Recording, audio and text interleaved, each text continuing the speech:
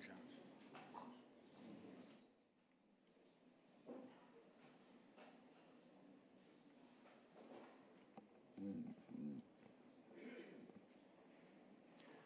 Bon dia.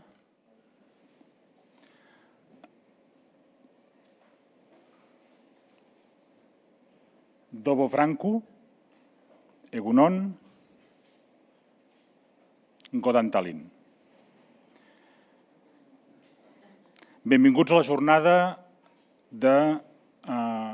organitzada per el Centre Internacional Esquerrer per les Minories Ètniques i les Nacions, el CIEMEN, la Fundació President Josep Irla i amb el suport de la Fundació Coppieters, amb la col·laboració inestimable de l'Institut d'Estudis Catalans que ens acull en aquesta magnífica sala Pere i Joan Coromines. Benvinguts, doncs, en aquesta jornada Minorització lingüística, casos, experiències i respostes des d'Europa. Pels que no em coneixeu, soc en David Minoves, soc el president del CIEMEN, una entitat que l'any passat vam complir els nostres primers 50 anys. Com veieu, ens senta bé l'edat, estem joves i estem forts. És una entitat, la missió del qual és l'estudi, la defensa, la divulgació dels drets col·lectius. Drets col·lectius que poden ser tant els drets dels pobles com els drets lingüístics. Un tema que avui ens ocuparà durant la jornada que podreu assistir. Algunes de les iniciatives que ha endegat el CIEMEN durant aquests 50 anys han deixat petjada, gràcies especialment al treball del que va ser el seu president emèrit, mort l'any passat, l'Aureli Argemí, que és la persona que va ser capaç, amb aquella visió, d'identificar alguns dels termes que avui utilitzarem de manera repetida com és minorització. Però en va tenir d'altres en l'àmbit de la defensa dels drets lingüístics, com va ser la celebració d'aquí molt poc, l'any vinent, farà 30 anys, de la Declaració Universal dels Drets Lingüístics, una declaració que es va fer després de reunir a Barcelona més de 60 experts internacionals de diferents centres del PEN internacional, conjuntament amb el PEN internacional i centres UNESCO, i que esdevindria un document referencial per parlar justament d'aquests drets lingüístics. I allà ja parlàvem d'aquests termes, de les llengües minoritzades. D'altres iniciatives que també fem al CIEMEN les estem desenvolupant ara, també en la defensa d'aquests drets lingüístics, com ara, per exemple, una que estem fent d'iniciativa juntament amb els amics del col·lectiu L'Escambell, com seria una campanya per intentar contribuir a provocar un canvi d'hàbits a favor del manteniment del català, en aquest cas, i en contra de la convergència amb les llengües dominants, sigui el castellà o sigui el francès, en el territori dels Països Catalans. Un altre tema central del que avui també parlarem.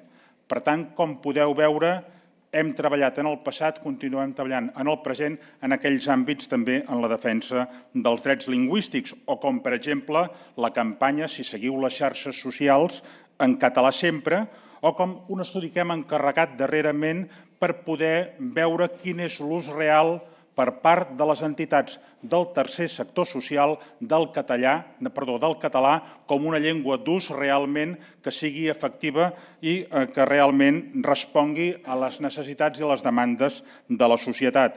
De fet, aquest darrer estudi, ja faig un abans de programació, el presentarem d'aquí un mes, el 28 de febrer, estareu tots perfectament convidats, ja us n'informareu a través de les xarxes socials i no patiu que en qüestió d'un mes ens tornem a veure per continuar parlant del català. Però avui som aquí per parlar d'un aspecte molt concret, al voltant dels drets lingüístics, i és aquest aspecte que caracteritza i afecta a les llengües minoritzades, que no és el mateix que les llengües minoritàries, i aquest és un tema central. Car el terme minoritari fa referència la dimensió, per tant, a la mida demogràfica dels parlants d'una llengua, o, si voleu, també territorial. I es refereix en relació a d'altres, aquelles que no són minoritàries demogràficament. En canvi, minoritzat es refereix a un procés de substitució d'una llengua amb una situació de feblesa per una altra de dominant. Per tant, és un procés que no és neutre i no pot ser tampoc tractat com un procés neutre. La minorització lingüística és el resultat d'una sèrie de pressions internes, externes, a causa d'unes condicions, siguin històriques, siguin socioeconòmiques, o una política lingüística aplicada, o mecanismes psicosocials, en aquest cas, que constrenyen una llengua que està en una situació recessiva i asseguren l'expansió d'aquella altra llengua que és dominant. No és, per tant, aquest procés un procés que s'esdevingui per generació espontània, sinó que és producte de l'acció humana. Per tant, volem identificar aquestes pressions, aquestes condicions, aquests mecanismes darrere dels quals acostumen a haver-hi sempre persones. Persones concretes, voluntats polítiques, decisions polítiques. Perquè no estem condemnats a acceptar críticament una situació de minorització lingüística com si fos una llei natural inapel·lable o una qüestió d'un destí diví, sinó que, essent fruit de l'acció humana, ha d'haver-hi possibilitat de revertir-ho. I, per tant, com que hi ha d'haver aquesta possibilitat de revertir aquesta situació, aquestes accions i aquestes polítiques, n'hem de poder parlar. D'això va la jornada d'avui. Sovint, quan parlem de llengües minoritzades, el que ens ve al cap són les llengües de les nacions sense estat. El català, tot i que de fet en tenim un de petit com és Andorra, l'occità, el cors. A vegades pensem en els que tenen estats en contra. No només que no tenen estat, sinó que tenen un estat en contra d'aquelles llengües. I comencem, doncs, a pensar en aquestes llengües. I, per tant, ens posem en una lliga d'aquelles llengües que són objectivament perseguides. Però, de fet, aquest procés de minorització també pot afectar a llengües que són d'estats. Avui parlarem de l'islandès. O d'altres que són protegits pels seus estats per una situació de tanta feblesa que és difícil revertir la situació, com és el cas del gaèlic. Per tant, el terme minorització no identifica només aquelles llengües de les nacions sense estat. De fet, a dia d'avui és un terme que identifica cada cop a més llengües, perquè aquest procés cada cop està més accelerat. Per tant, és un fenomen que ens equipara llengües de nacions sense estat amb d'altres llengües amb nacions, amb estat i tot. L'única diferència és que tenim diferents eines per protegir-nos. Algunes tenen eines d'estat i altres no tenim eines d'estat. Però l'acció contrària a aquestes llengües continua sent la mateixa. Fins i tot hi ha casos que hi ha estats que tardanament han reconegut algunes d'aquestes llengües i les han situat en un pedestal històric, però que després no despleguen polítiques públiques. Aquesta, doncs, és una realitat que ens afecta a moltes persones, a molts parlants de moltes llengües diferents. Avui aquí parlarem del català, l'ucraïnès i l'islandès, que estan patint per raons diverses i per contextos diferents, situacions de minorització i, a més, també podrem parlar de quina manera estan responent davant d'aquestes situacions de minorització que posen en perill la seva preservació per les futures generacions. I ho farem, doncs, a través de les estratègies que estan desenvolupant des d'aquestes llengües persones concretes i avui ens ho explicaran. No m'allargo més, de fet això només és una salutació de benvinguda. I ara ve la presentació de la jornada a càrrec del portaveu de la Fundació Irla, president Josep Irla, en Raül Romeva, a qui convido a pujar i acabo la meva intervenció desitjant-vos una molt bona jornada. Moltes gràcies.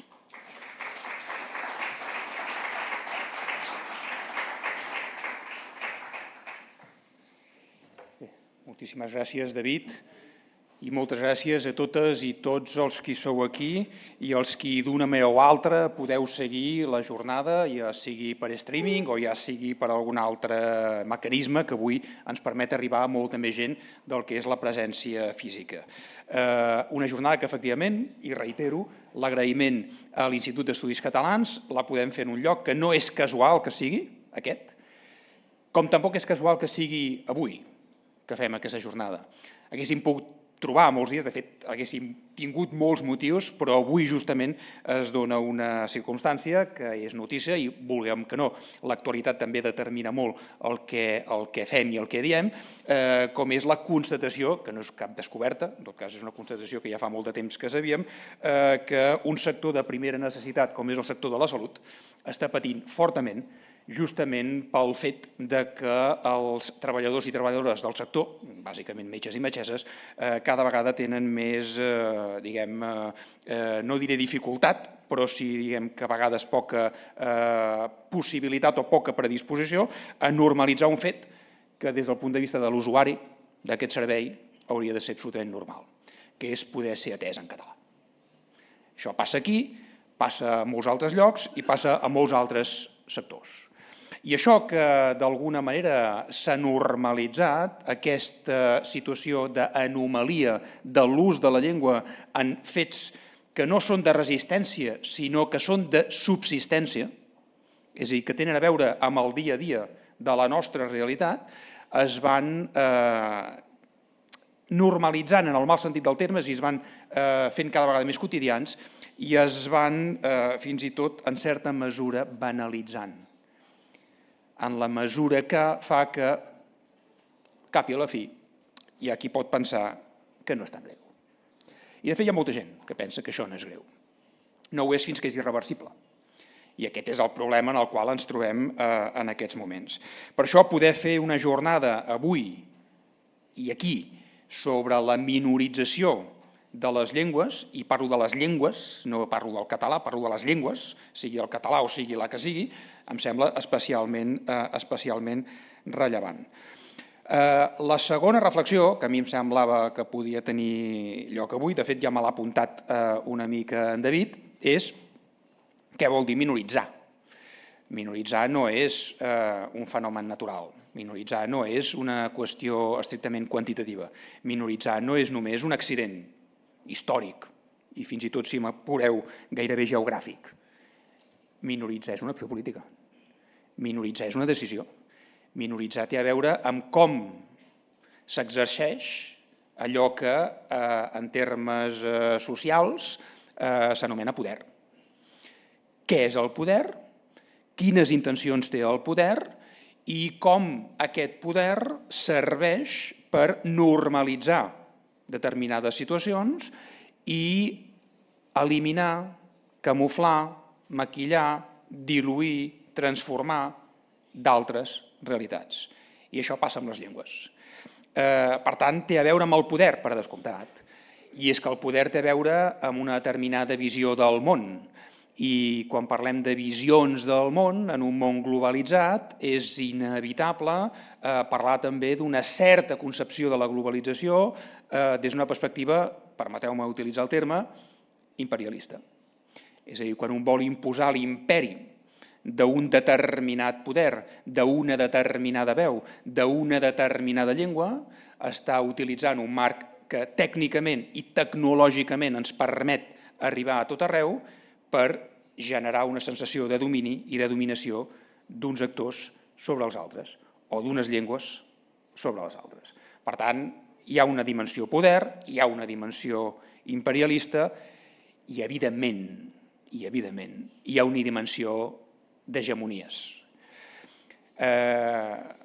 Amb l'Iñaki Irazabalbeitia, que vam compartir molts anys i moltes penes al Parlament Europeu en aquest tema i en d'altres, però en aquest especialment, vam fer una feina, jo crec, molt, no diré que innovadora, perquè recollíem el testimoni, però diré perseverant, justament en això que apuntaven en David en termes de la necessitat de distingir entre minories i minoritzades.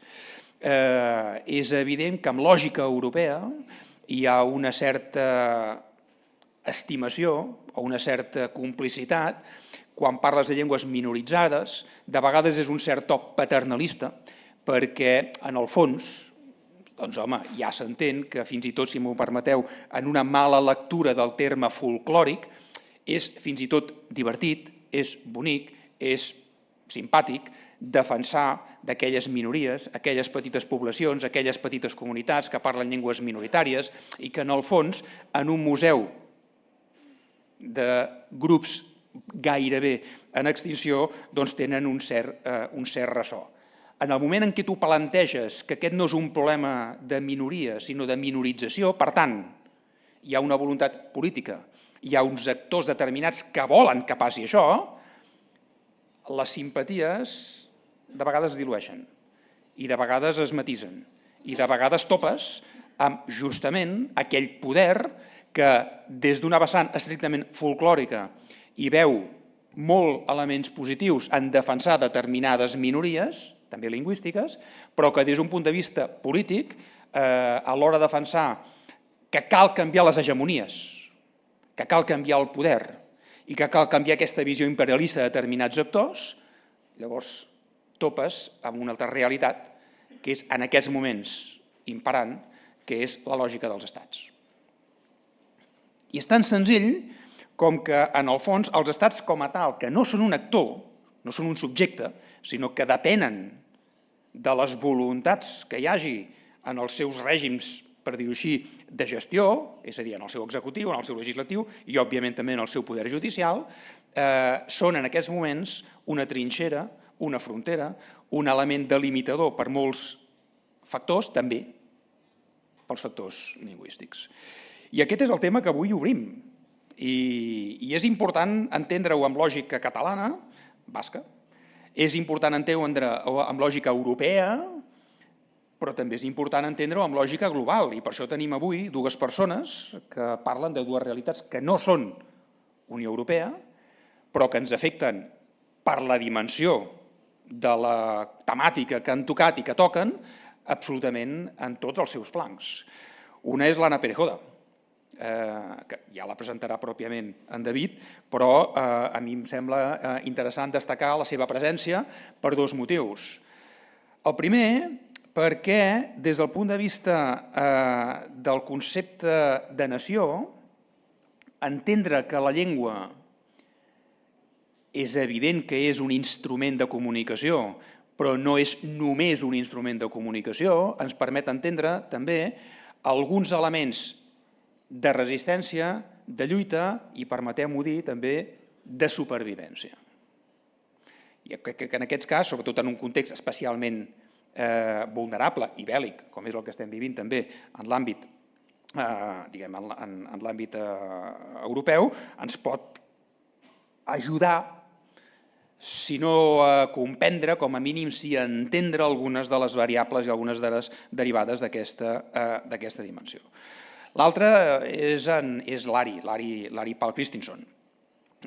Islàndia sempre ha estat, per molts motius, un país en el qual des de Catalunya ens hem emmirallat en diverses qüestions, des del punt de vista democràtic, des del punt de vista lingüístic, des del punt de vista nacional, des del punt de vista fins i tot cultural, des del punt de vista del que significa mantenir una essència col·lectiva, un dret col·lectiu, com deia en David, un dret col·lectiu d'existir, de ser allò que cadascú vol ser i d'allò que aquell subjecte que suposa la realitat nacional vol ser, ni més ni menys.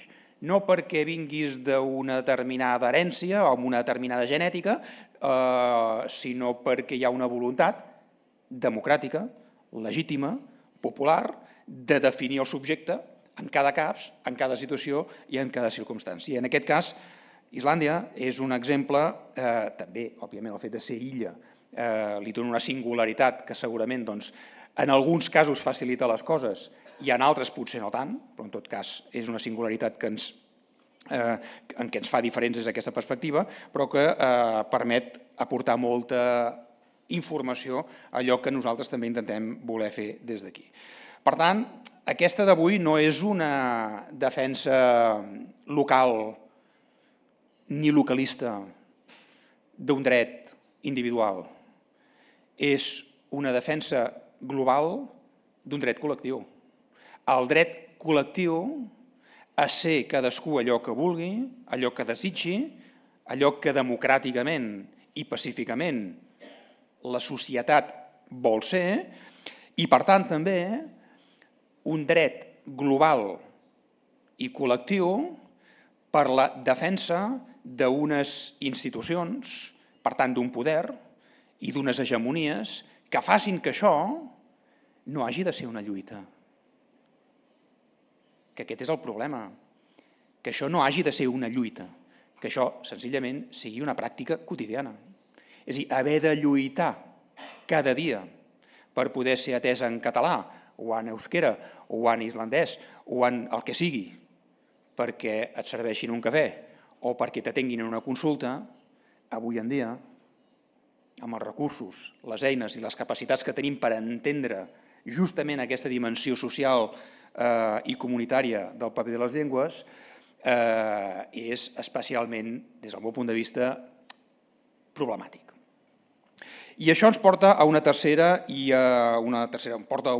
última reflexió, que és que, evidentment, podem entendre això des d'una perspectiva de drets històrics. La Fundació Irla, en realitat, es dedica no només al pensament polític, sinó també, i d'una manera especial, a interpretar la memòria, és a dir, el passat, per entendre el present i construir el futur. Per tant, és important saber d'on venim, però sobretot per poder ser conscients d'on som i per saber cap a on volem anar i construir el futur cap al qual volem anar.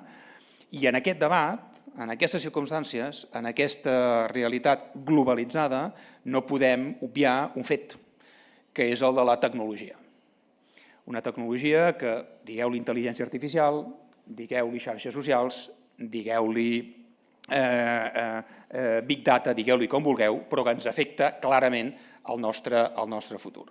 No és casualitat que les grans referències tecnològiques globals avui seguin al costat de Donald Trump en la presa de posició de la presidència nord-americana.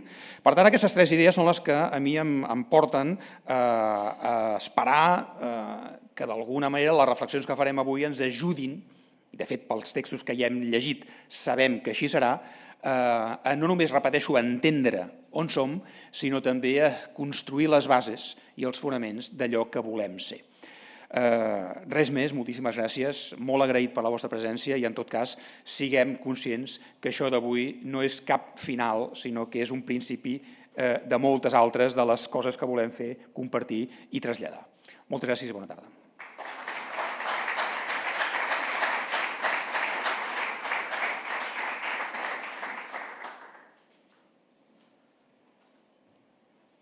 Molt bé, moltes gràcies, Raül.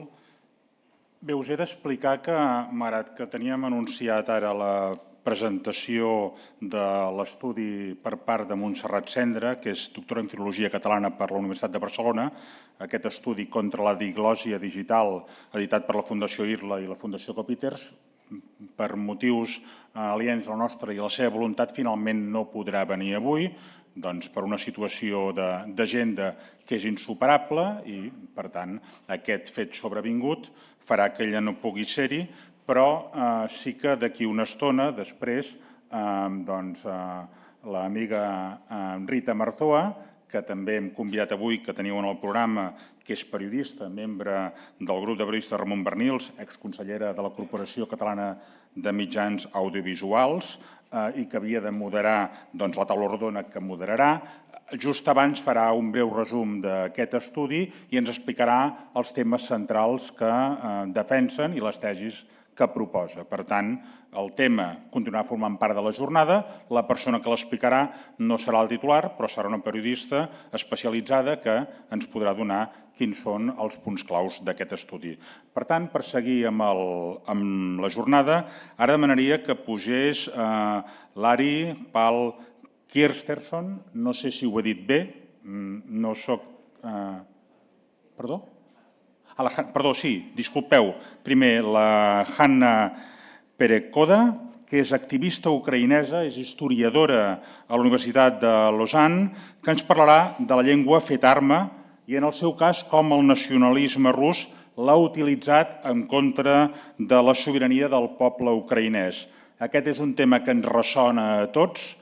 tots recordem perfectament perquè és un dels conflictes que ens interpel·la més i que tenim gravats a la retina, com en el seu moment alguns dels arguments pels quals el president de Rússia va intentar justificar lo injustificable va ser negar la pròpia existència de la nació ucraïnesa.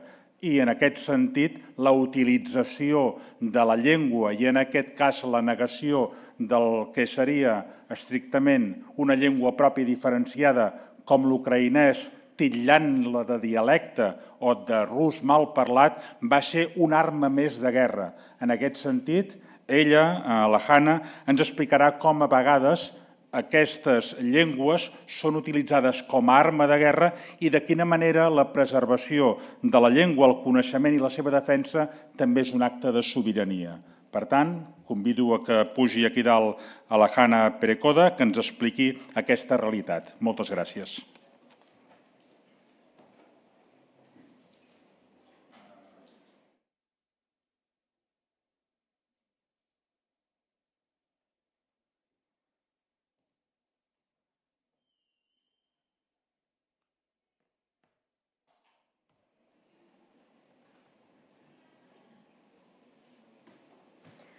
Hello, everyone. Thank you very much for the invitation, for giving me the opportunity to address you, to address the Catalan public. It's truly an honor for me. So I don't have much time. I will try to stick to the time and give me a sign if I'm too long. It is often claimed, also in the European media, that the linguistic tensions and ethnic minorities issues in Ukraine supposedly lied at the very heart of the Russian-Ukrainian conflict. And I must say that more often than not, these narratives are flawed with misconceptions, oversimplifications, but I also must admit from the very start that I do not consider language policies and language identities in neither Russia nor Ukraine to be an important and decisive factor in explaining the origins of this war. But analyzing language ideology, language as an ideology in Russia and Ukraine, I believe could serve us as a useful tool, a useful lens through which we can examine a much bigger issue. What the language ideologies reflect is the interrelated but fundamentally antagonistic process of Ukrainian and Russian state and nation building, where language identities have their place. So in this very limited amount of time that we have, I will try to introduce a few points that I believe could be useful for us. So since at least the 18th century, the Russian state and the Russian intellectuals were presenting the Ukrainian language as an inferior form of Russian, even though already now we know that in the 12th century, these were distinct languages with distinct grammatics from the linguistic point of view. And since 1863 and until 1917, any form of public use of Ukrainian in education, press, publishing, theater, etc., was strictly prohibited by law. There was a law in the Russian Empire prohibiting Ukrainian. And this measure was applied only to Ukrainian and not to other languages of the empire. So we can ask ourselves why this privileged position. So, well, Russian elites, actually, they believed that recognizing a distinct Ukrainian language threatened the unity of what they conceived as a Russian nation. Because in the Russian nationalist ideology, a Russian nation was supposed to be formed as a result of assimilation of Belarusians and Ukrainians. Ukrainians were called Little Russians at that time. So their assimilation into a great Russian culture. So as a result, this Russian nation would become a majority in the state, because in the Russian Empire, ethnic Russians were not a majority. So this majority would now govern the non-Russian populations of the empire, Muslims, Jews, etc. So here we should point out, I think, an important idea that continues to shape the Russian elite's imaginary about Ukraine up to this day. To conquer and assimilate Ukraine is explicitly presented by the Russian nationalist actors, including Putin, as motivated by the need to restore a unity of a Russian national body. This body is supposedly was torn apart by the enemies. So, and contrary to what many Ukrainian scholars affirm, and here I don't agree with them, I consider that the Russian elite's attitude towards Ukraine is not a colonialist one, because we speak a lot about Russian colonialism towards Ukraine, etc. I think from the historian points of view, Russian attitude is a nationalist one. A nationalist invests the idea of a nation with a strong sense of self, and this abstract idea becomes charged with very strong affects and emotions. And this is why it is clearly leaving less space for, compromise, diplomacy, etc., because Ukraine treated not just as a colony, but as a part of a national body. This so-called national reunification is clearly not imagined as a purpose in itself, but as a means to achieve a bigger goal. And in his speeches, Putin makes it clear the ultimate purpose of this reunited and strong Russian nation is to rebuild a strong and great empire. And he seems to be convinced that one of the main reasons why Russia is still not the greatest power on earth is mainly because Ukraine is not part of it. Does this conviction has something to do with reality, actually? Does it have something to do with material importance of Ukraine, its resources, etc.? Well, from the historian's point of view, in the 19th century and even in the 20s, yes, Russia was really dependent on Ukrainian grain, Ukrainian coal, Ukrainian ports in the Black Sea. Now it's not. Russian main export is gas and oil. It is not in Ukraine.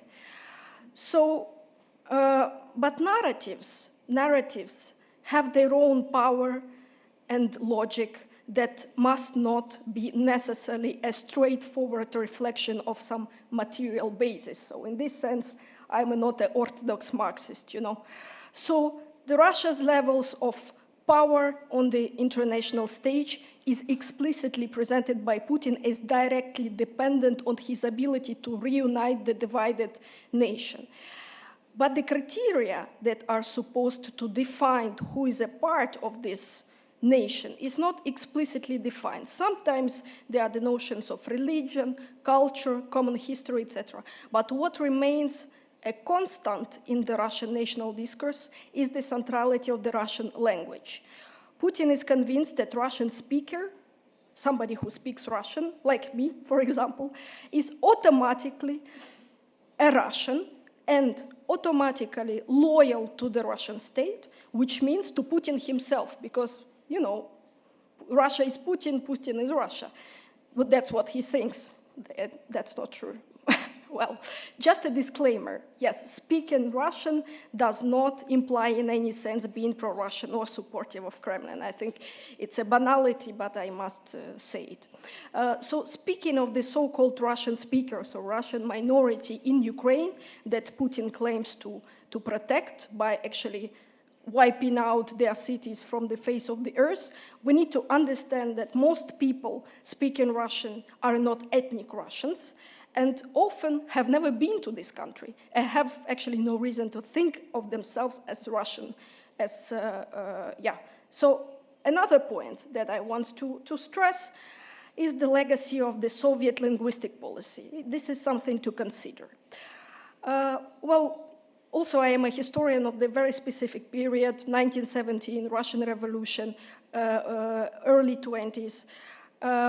It was a challenge for me not to give you a lecture on this topic, so I will try to be brief. So after a quite precarious and very costly victory in the struggle for power, Bolshevik party actually introduced measures favoring the development of non-Russian cultures, and specifically Ukrainian language. And why so? One of the reasons, it was based on the evolutionary conception of history. So the role of the Bolshevik party was to assist, to help the backward people, like Ukrainians, in fulfilling their cultural needs through the use of their native tongue. Very great idea. But the idea behind was that once these cultural needs are satisfied in Ukrainian, Ukrainians would finally be able to go beyond their backward nationalist peasant particularism and to adopt instead the universalist proletarian culture, the Russian one, of course, because proletarian Russian, same thing in this conception. So Russian was imposed, let's say from the 1930s, was imposed as the sole legitimate language of modernity and progress. And more Ukrainians abandoned, not just Ukrainians, everybody that was not Russian in the USSR, abandoned their tongue because it had become a marker of inferiority that actually hindered social mobility. An example from my family, all of my family, my grandparents are all ethnic Ukrainians. Once they moved to the city for jobs, everybody switched to Russian. My parents are Russian-speaking, I'm Russian-speaking, but we're all ethnic Ukrainians. It was a strategy to actually, have a job and a decent life.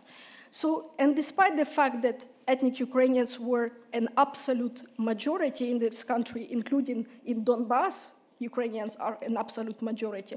Their language was absent from urban life and excluded from the public sphere.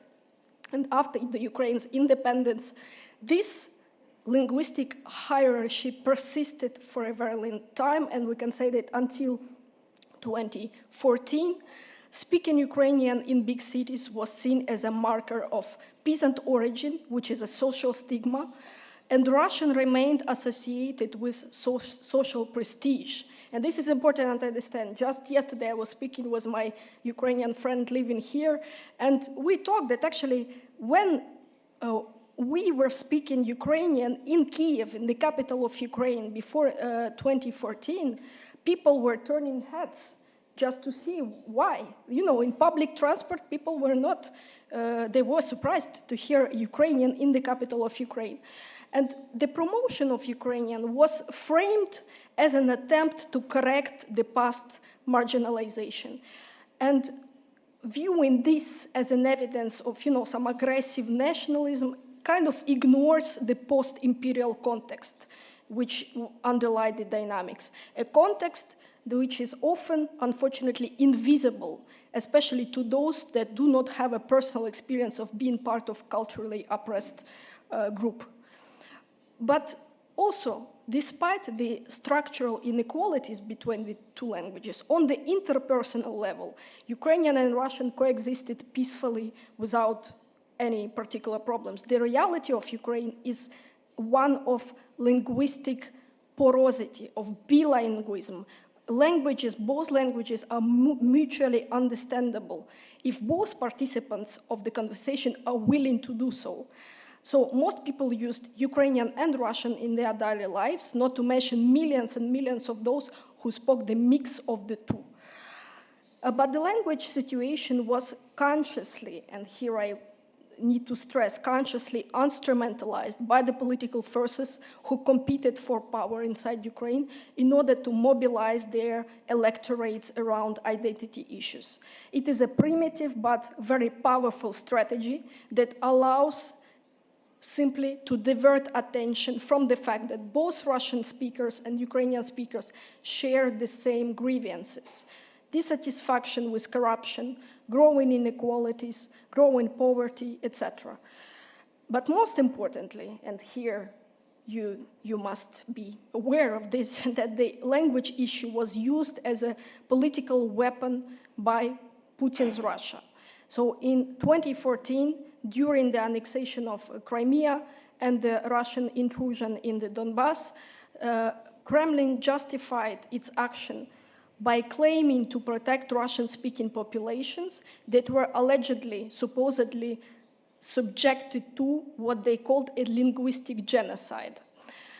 And it's important to understand that the use of this rhetoric about the oppression of linguistic minority, Russian linguistic minority, has in my opinion, three target audiences. So the first audience is the Russian-speaking residents of Ukraine. The rhetoric about their oppression was essentially attempting to construct a community of affective belonging among these who feel like in the past they have enjoyed some privileges and now they are risking losing them. Then they have not lost them yet, but there is a risk that it will happen. And it aimed to fuel a feeling of resentment. And you know the feeling of resentment is a strong one. And here I just want to mention the United States. The feeling of resentment can do a lot of things. Secondly, the second target audience.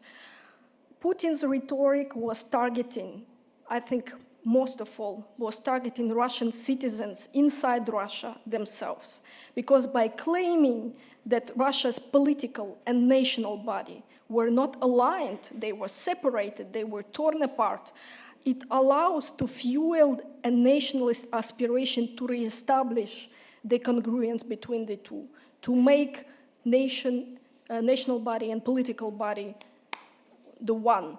So it also fostered the illusion that the Russian state and Russian citizens have shared the same interest, that they were united by this aspiration to unite nation and the state.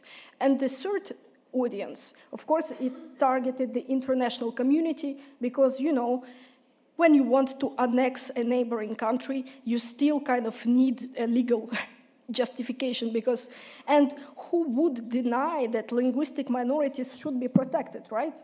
Like Russian linguistic minority should be protected in Ukraine. And the fact that you protect them by bombing their cities, well, it's another question. So it was, I must stress that it was after the Russian aggression in 2014 that the Ukrainian state started to actively intervene in the linguistic matters. It was not doing it before, but in 2014 it actively started doing it. In 2018, after 4 years of war, the parliament passed a law requiring the use of Ukrainian in most aspects of public life, mandating officials and public sector workers to know and use Ukrainian in their communication. Ukrainian became mandatory in schools also. But as showed by sociological surveys, this didn't result in some radical changes in everyday practice. Bilingualism persisted, people continued to speak both languages. It is actually the full-scale invasion in 2022 that changed everything, that really changed this bilinguistic status quo. Before the invasion, there was still a possibility of creating, in Ukraine, of creative an alternative Russian-speaking culture that was not infected by the Russian imperial imagination, a Russian-speaking culture independent of political priorities of the Russian state. And the invasion has rendered this project entirely impossible.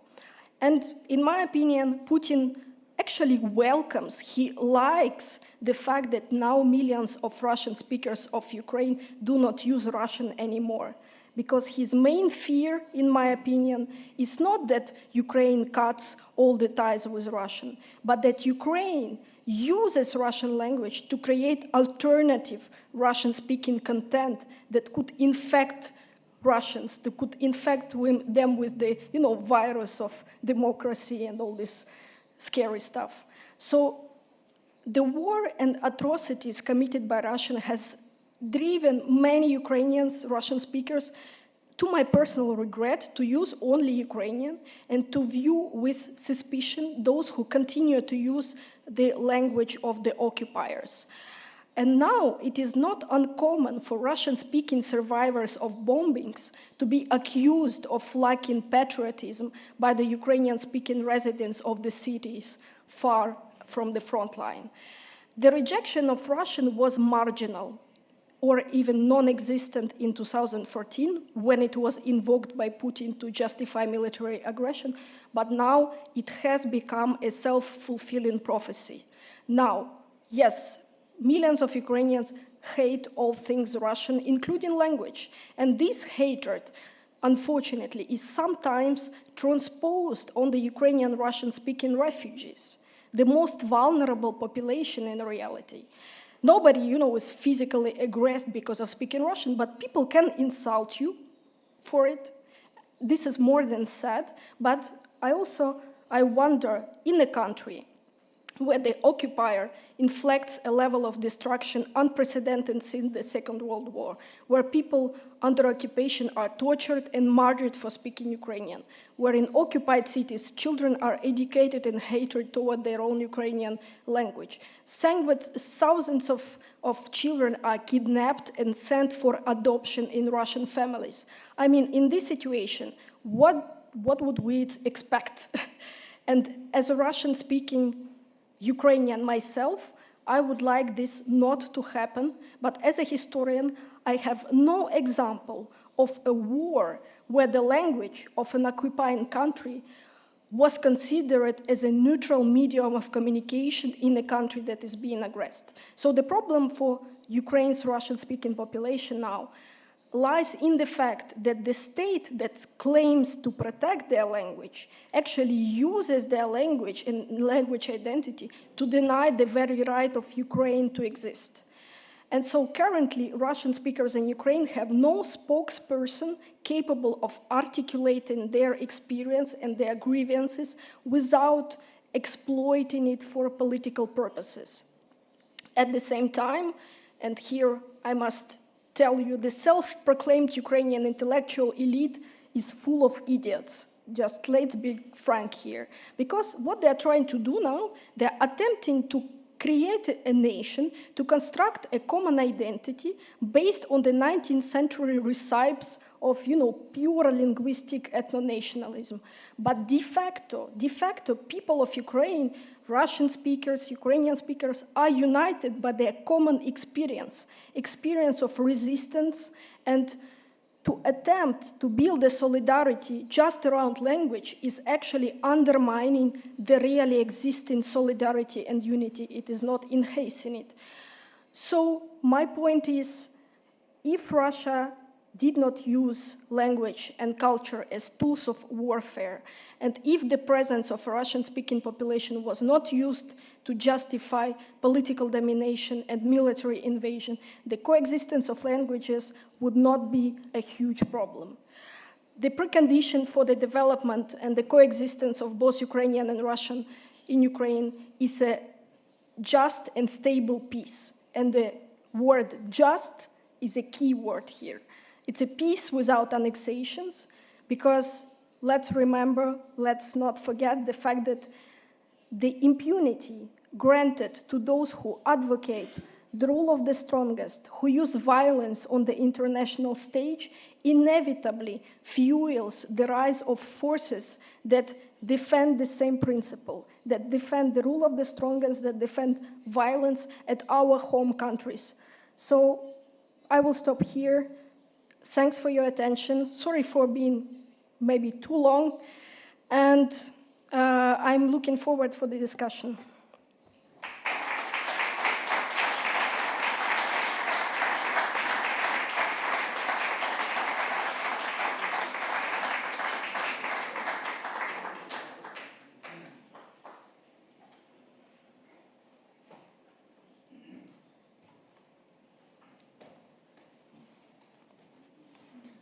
Molt bé, moltes gràcies. Ha estat inspirador.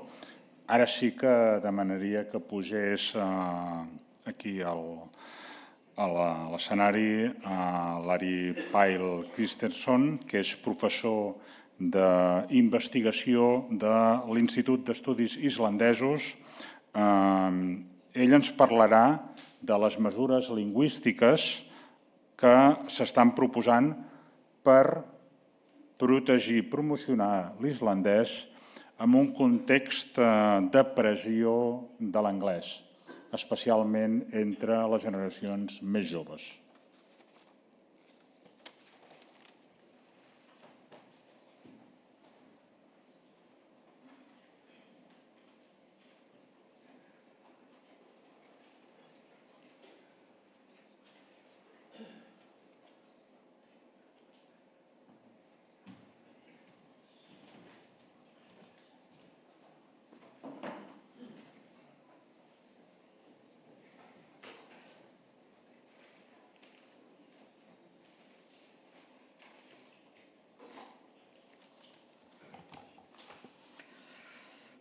Buen dia, góðan daginn. Mr. President of CIEMEN, representatives of Fundació Irla and Fundació Coppieters, and other distinguished guests. I'm grateful for the opportunity to participate in this interesting event. I come from a different part of Europe, from Iceland.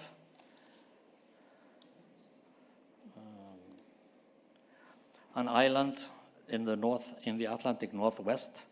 Its population is only about 0.4 million people. You see, the storm was coming. Last Tuesday, there's a storm today. Even if the size of a population, the geographical, socio-historical, and cultural situations are surely different from one speech community to the next, there are also a number of issues that can be quite similar in our different corners of Europe.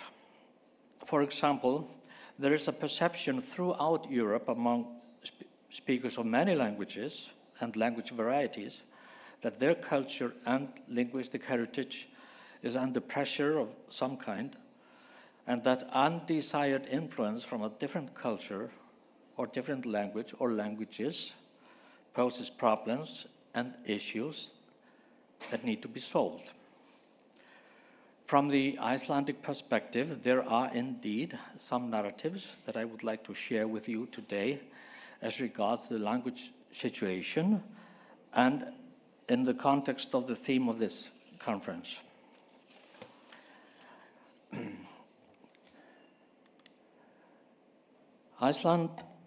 Icelandic is among the less widely used national languages in Europe.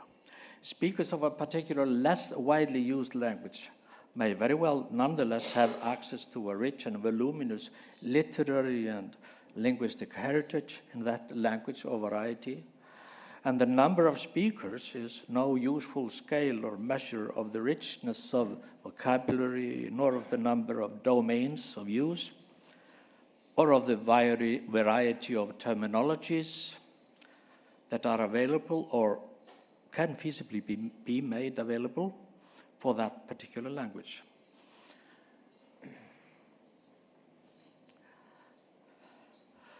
There have been major demographic changes over the past 3 decades in Iceland, as the number of immigrants who do not have Icelandic as their first language has risen from about only 2% in 1994 as compared with some 17 point something, nearly 18% in 2024, in 30 years.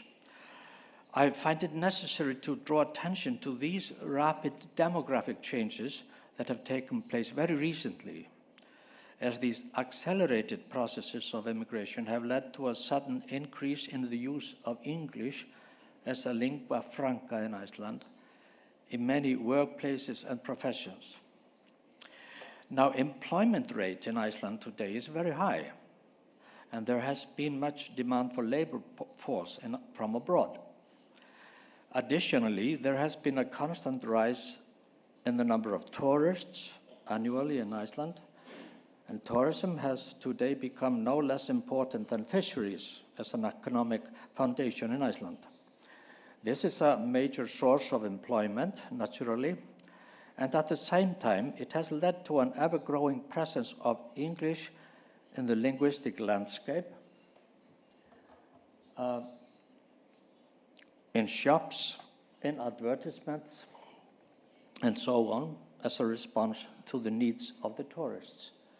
We have some signs here, some photos that I took downtown Reykjavik not too long ago. Icelandic design and more. And on the far right, you see this is a hair salon mixing Icelandic and English together. I think I like this. I like to show it because it's a symbol of the parallel language use that you may very often hear now, which is very different from what used to be the case not too long ago. In a regular situation in downtown Reykjavik and all over Iceland, actually. Back to this one, the picture, the gray picture on the right, below the text. This is a photo that I took in a kindergarten door in Eastern Iceland. You start. It's a message on not entering on your shoes into the kindergarten, and we start with Icelandic. Vinsamlega gangið ekki á útiskónum. I like speaking Icelandic abroad to let you hear how it sounds.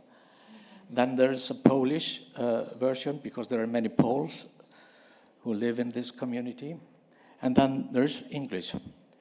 And interestingly, the English language use is not correct English. It's just some version of English that the person who wrote the message.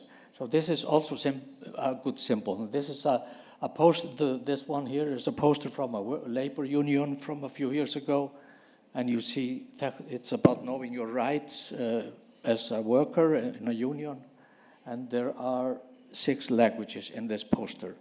I think also this is a good symbol of the situation as it has been developing. We start in Icelandic, then you have English, Polish, Lithuanian, Tagalog or Philippine, and Thai, the most popular languages. Okay. So in some, there's global English dominance, especially since the World War II, and a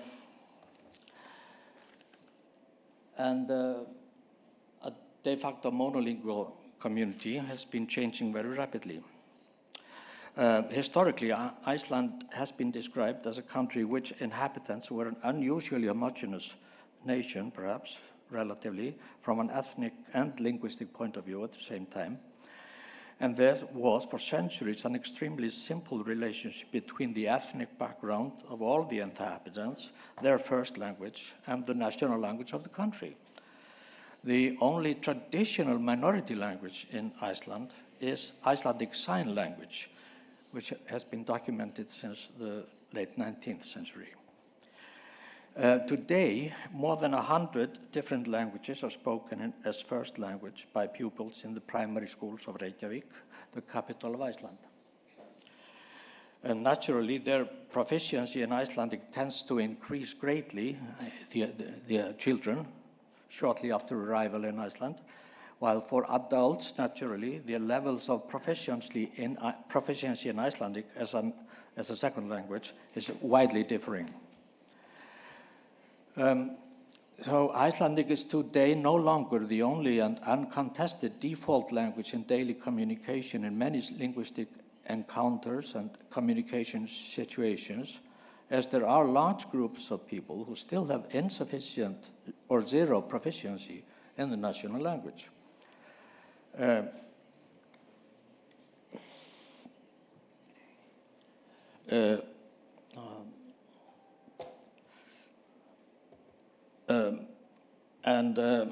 Examples include the choice of language of communication in the workplace and the choice of language as medium of instruction in schools of all levels of education. kindergarten, primary schools, secondary schools, and also in tertiary education and universities and academia. And there is the language use and dissemination of information at the municipal level all over Iceland, for example, a kindergarten in Eastern Iceland, and so on and so forth. So this is the reminder of the fact that social changes and social linguistic changes are essentially intertwined. I don't have to explain this to the Catalans or many other people. The main topic of my talk is our dealings with the consequences of language contact with English in Iceland. And my intent with this digression into the recent demographic changes is to explain further the language situation in Iceland today. Earlier, we had to deal with the linguistic consequences of the global dominance or hegemony of English as the language of technology, computers, and the hegemonic status of English in a variety of genres of popular culture, of course. English language use in different media, entertainment in English distributed across national borders via the internet or satellite television, and so on and so on. And today, we still have this increased, and in addition, this increased English pressure caused locally by the booming tourism industry and by English being increasingly a commonplace lingua franca in Iceland, not only in encounters between local residents and among residents and visitors, between locals and visitors, as we knew before, but also in regular everyday communication situations among residents in Iceland who do not longer share the same native language. For example, in shops, in restaurants, at the university, and so on. Surely there are still 4 out of 5 whose mother tongue is Icelandic, 83%, give or take. But the social and demographic changes mentioned above are nonetheless important and are an indirect cause of increased pressure from English.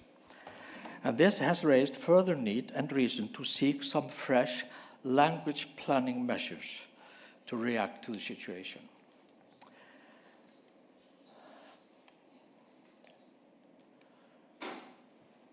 A variety of language political measures have been taken in Iceland to counteract English influence since World War II and up until today. Why would there be a need to do this? Icelandic is surely the official and national language of a sovereign state. The Republic of Iceland was founded in 1944. There was a period of independence from 1918 to 44 where we shared the same king as the Danes, but before that there was Danish rule. I can go, I'm not going to do that, but the national language and official language, uncontested, is Icelandic. And the legislative, the judicial, the administrative, and educational domains in society are well established in Icelandic, status-wise. Moreover, and this is very important, there's a rich literary heritage in Icelandic, voluminous publications, both original and translations from other languages. There's a very rich tradition of giving books as Christmas presents, and I was so delighted when I learned about the Sant Jordi tradition in Catalonia. You have a tradition of giving books. You are nodding, so it's not a misunderstanding. And Sant Jordi is it in June, I think, yeah. Okay. So this is a similar art. And this is positive, and also opinion polls that are conducted in Iceland suggest time and again that national language enjoys very positive attitudes among the general public. People take pride in the perceived purity of Icelandic vocabulary and also in the technical terminologies, and there is a prevailing popular awareness of the ancient roots of our native language, and consequently, fortunately, also of the need to preserve it and to strengthen its foundations. Well, this was a plus, and now it's the minus. Nonetheless, the population is small, while English influence is widespread all over the world. In Icelandic metalinguistic discourses over a period of the last 50 years or so that I've looked into, there has been a strong tendency to view Icelandic as a minority language or minoritized language. This is surely paradoxical, since Icelandic is the national language and the first language of the majority of the population, and its intergenerational transmission seems secure. It's a living language. And yet, popular discourse in Iceland, in popular discourse, the national language is often regarded as the underdog, the loser, under constant threat from foreign influence. In a language political sense, this conception of Icelandic as a threatened language has been rather beneficial, after all, in my view. I've come to that conclusion, since official discourse about the need to take language planning measures to strengthen Icelandic is, on the whole, well received by the public. This has helped to secure funding, I mean, not only in word, but also truly doing things, hiring people, buying equipment, so on. And this has helped develop several research projects lately, creating a language corpora, and notably for the funding for language technology for Icelandic. And I will come back to that in a while. In fact, you mentioned the minoritization earlier in your opening speeches, and minoritization as a term, and this term was in fact used in a research project that I was involved in 2016 through 2019 into what we called the potential digital minoritization of national language like Icelandic. So it was, yeah. So I agree with you. Minoritization or minoritized language varieties is a very useful concept, in addition to speaking about minorities. Well, this was a digression, sorry. A continual awareness of a fragile language situation still fuels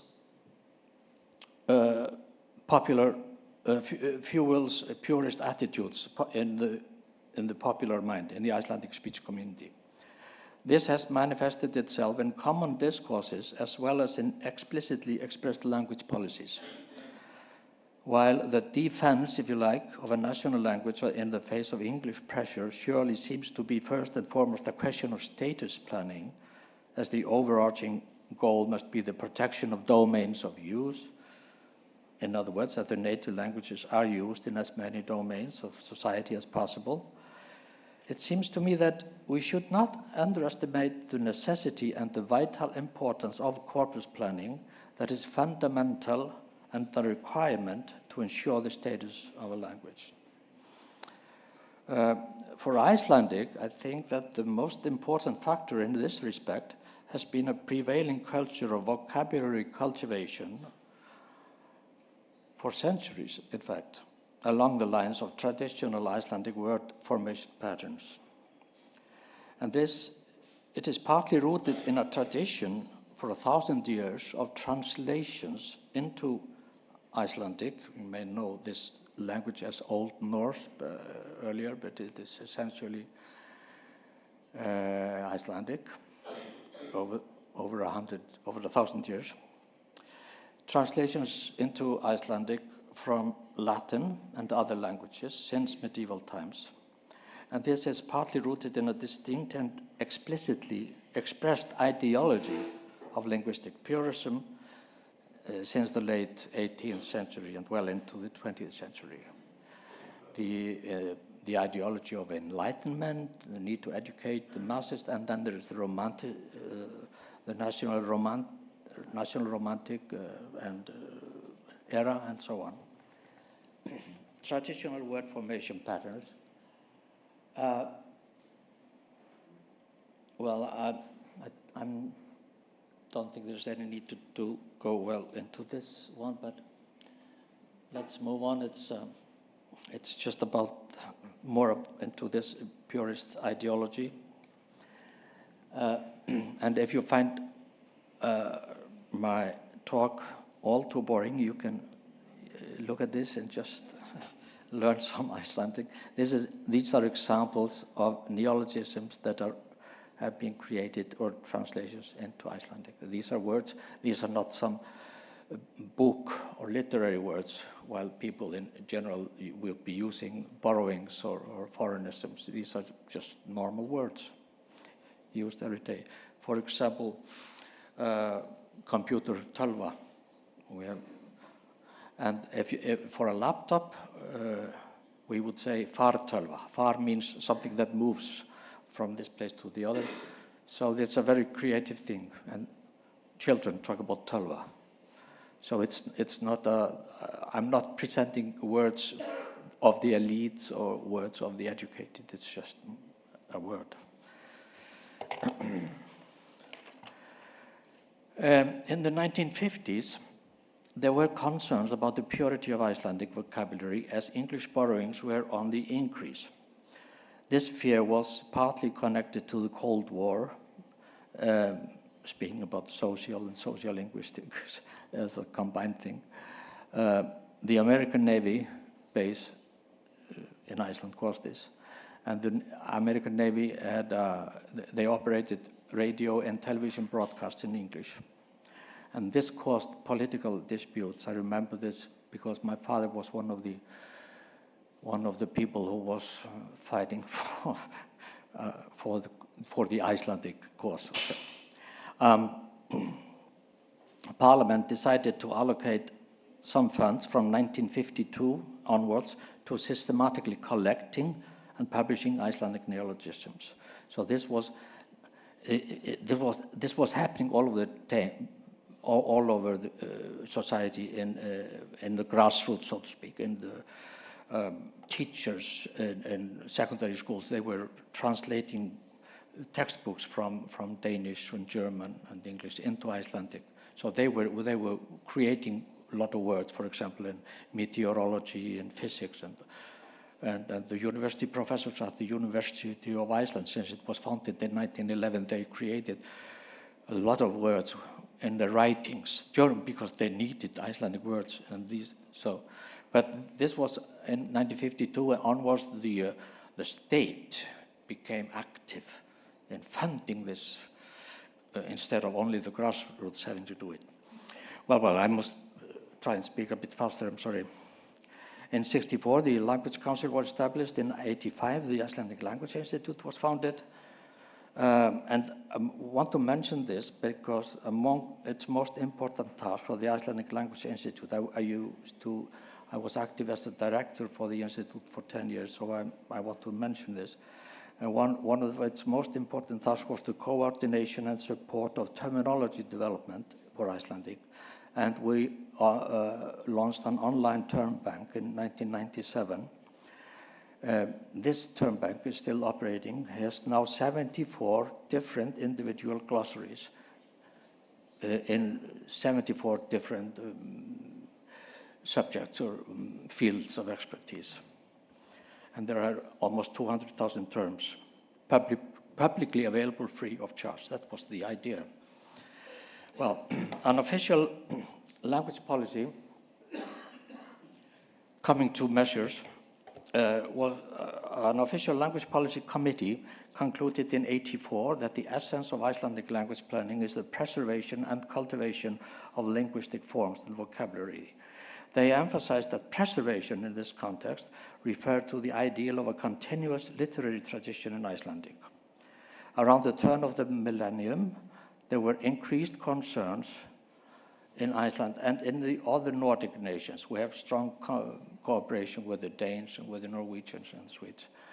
There was increased concerns about the potential loss of domains of use because of more English use.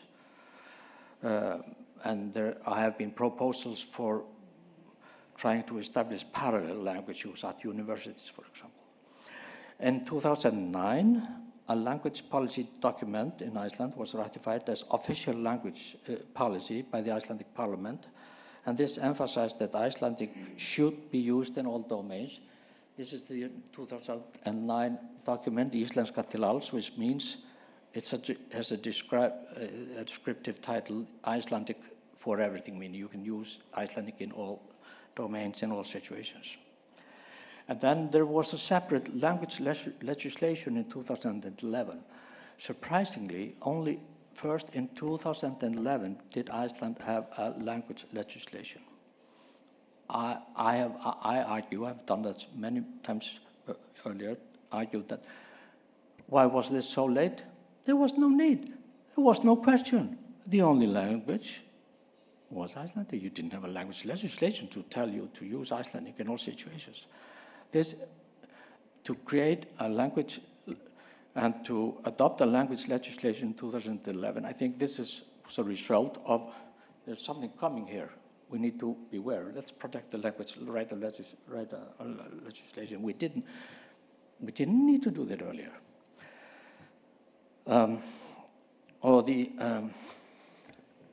The Act provides that Icelandic is the national language and official language. Government and municipalities must ensure Icelandic is used in all domains. And explicitly made reference to language preservation and promotion, and so on. These are some provisions from this law. Of the top line, Alþingi is Alþingi, the National Assembly, the Parliament. It was founded in 930. I repeat, in 930. It's one of the oldest functioning parliaments in the world. And it was functioning also when we were under the Danish king. And it was as a local assembly. Well, you see the gist of this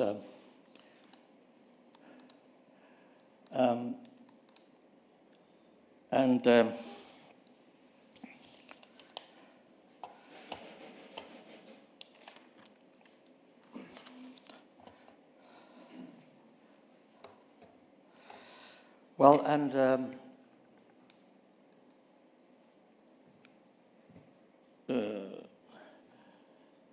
here we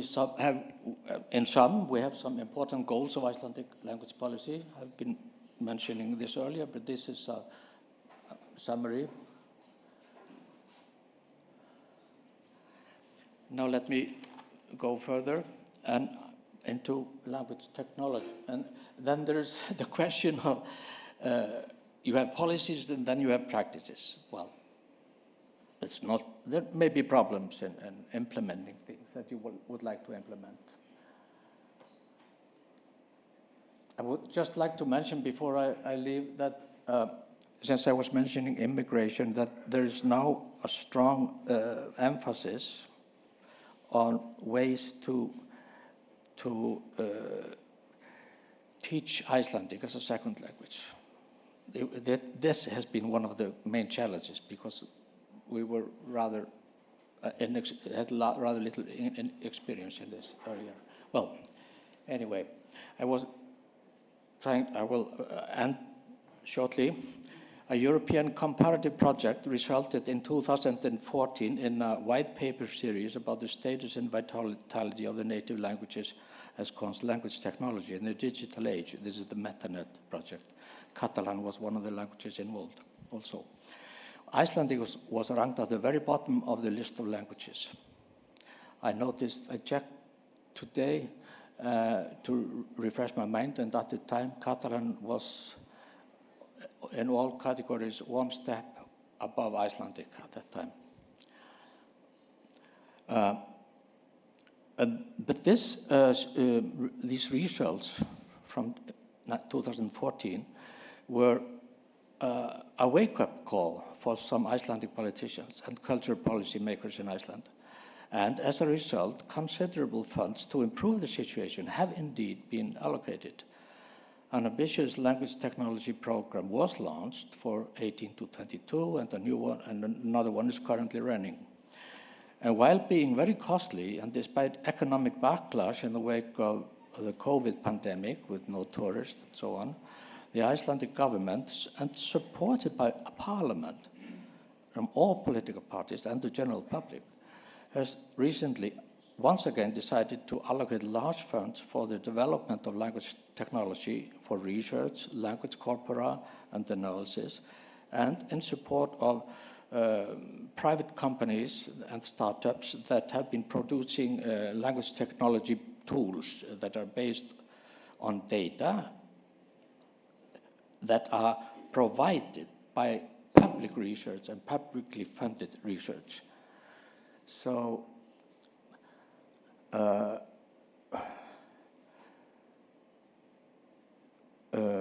public funding for creating corpora, for research, public funding for part of and public funding to companies that use these publicly available data, get them for free, and then they can build on some tools to use. And now we have some results. So this is a happy ending story, very different from what we heard earlier. There are translation tools that are surprisingly good, in my view. I've been running some different texts that, wow, this is strange. How did they manage to do this so well? Well, clever people with some money and with some corpora. And there are correction tools, spelling and so on. We also have text to speech and speech to text converters that are used, for example, in the Icelandic Parliament to make it easier to convert the speeches into text and so on. And I took what you see on the right is a screenshot from a translation tool. Katalonska is the Icelandic word for the language Catalan. We have ska in the ending of language words that mean a language. Ukrainska, Ukrainian, Islandska, Icelandic, Katalonska, Catalan. Well, the machine understood that this should be in English, Catalan. So I'm just about ending now, but the prevailing ideology of linguistic purity of vocabulary is continually a major strand in Icelandic language policy. As linguists, as I'm a linguist in sociolinguistics, I may very well be a bit skeptical or cynical even, and point out that the life of a language does not depend on whether single lexical adaptations from other languages are used or not. Borrowings, what about that? Do you use a language? Nonetheless, there's grievance that is caused by the use of English borrowings in Icelandic texts, spoken and written, that occasionally occur. This has surely been helpful as a motivation for public funding in support of the language situation for Icelandic in general. So this is a point that I would like to end with. Thank you for your attention.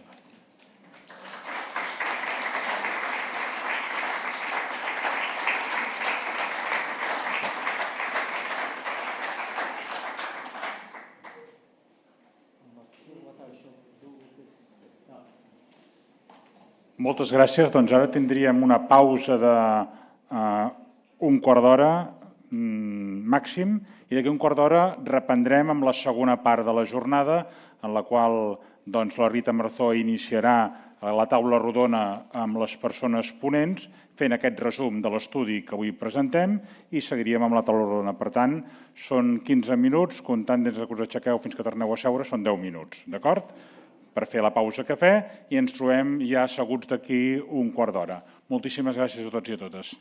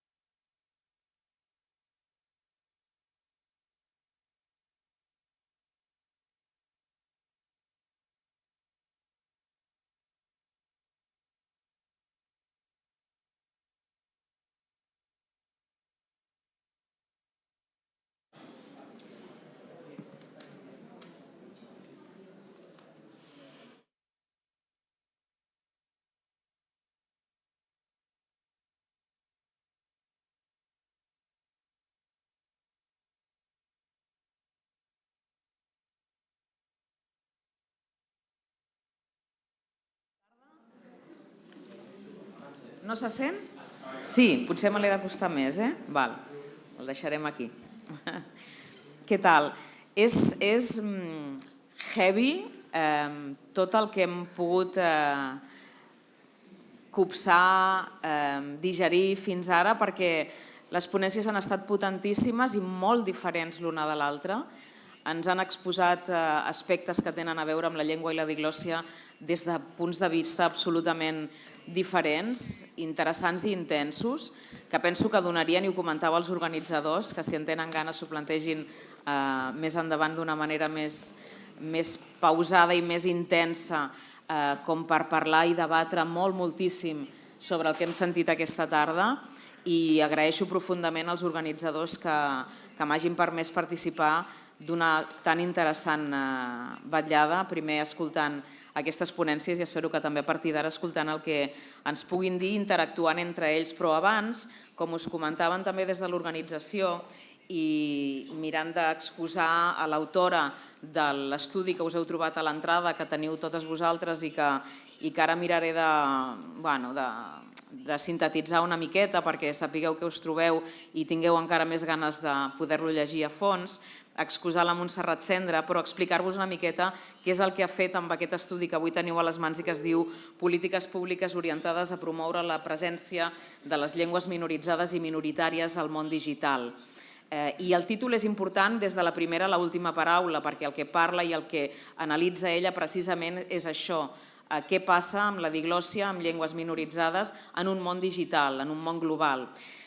I ella engega aquest estudi parlant d'aquesta generació que és la que es trobarà i que es troba d'una manera més intensa perquè és la nadiua en aquest món, és aquests adolescents que passen cada vegada més temps a internet fins al punt que xatejar i navegar-hi representa el 80% del seu temps. Parla d'influenciadors que esdevenen models de comportament social i lingüístic i d'aquest gran impacte que preocupa i que ens preocupa als qui parlem llengües minoritzades. Els parlants que dominen també aquests adolescents, majoritàriament llengües hegemòniques, no necessàriament l'anglès, també el castellà ho és una llengua hegemònica a nivell global. I el consum majoritari d'aquest contingut és en aquesta llengua hegemònica i això els provoca, quan la seva llengua materna és una llengua minoritzada, aquesta diglòssia de la que parla l'estudi. Per combatre-ho, evidentment, una de les coses que proposa l'autora és fomentar polítiques públiques i analitza aquest extrem amb recomanacions i amb bones pràctiques i també ens exposa alguns exemples d'èxit.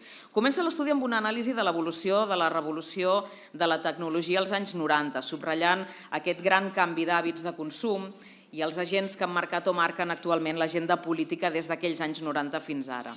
I en aquest sentit és interessant també com s'evidencia que aquests canals de comunicació polaritzen l'opinió pública. La tecnologia no només ens ha envaït, sinó que polaritza la nostra manera de veure i d'entendre la realitat del món. Canvis a nivell local, però també a nivell global, i que han estat en molt pocs anys i de manera abrupta una revolució, no només per a aquells adolescents, sinó per tota la població.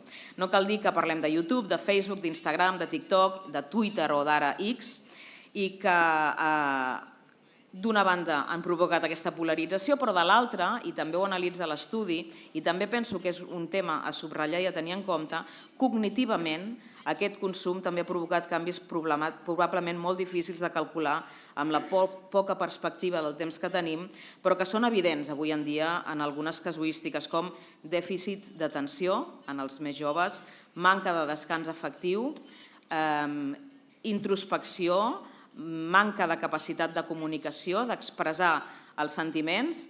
Ara faig un petit parèntesi perquè això no ho diu l'estudi, és una experiència personal viscuda en un tren amb un nen d'uns 3 anys amb un cotxet, la mare donant-li una tauleta i el nen abaixant la tapa del cotxet perquè aquell nen està acostumat a viure amb la tauleta així, suposo, la major part d'hores del dia, i la seva manca de voler comunicar-se no només feia que tingués la vista posada a la tauleta, sinó que necessités tapar el cotxet amb la visera del cotxet perquè ningú el mirés i ell no hagués de mirar ningú.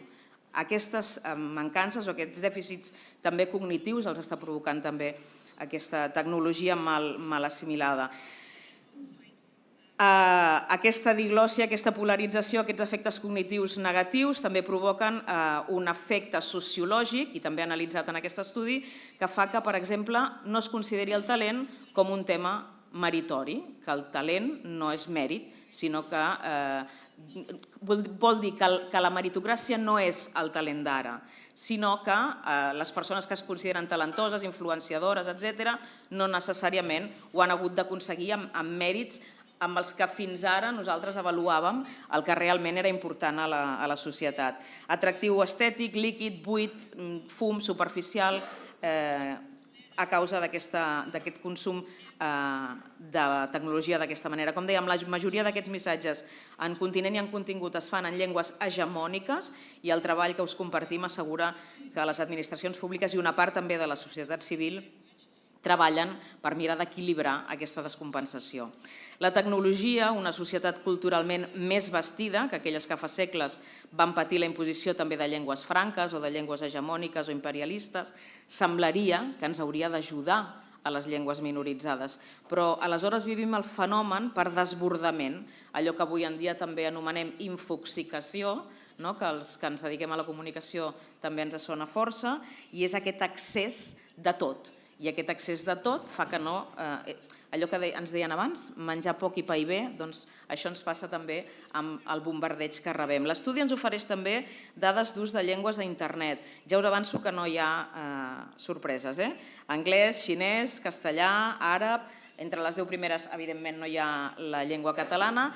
Copen aquestes llengües majoritàries, aquestes 10 llengües hegemòniques, el 77% de la xarxa. La resta de totes les altres llengües del món ocupen el 23% del volum del que es consumeix.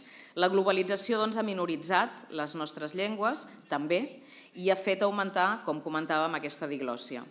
L'estudi n'analitza d'altres, com per exemple el que disposa que un major consum en llengua hegemònica provoca també una major creació en contingut en llengua hegemònica, lògicament, i cada vegada menys contingut en llengües minoritzades, un fet que fa associar la llengua hegemònica a la xarxa social a l'èxit i n'exclou la resta de llengües, les llengües locals.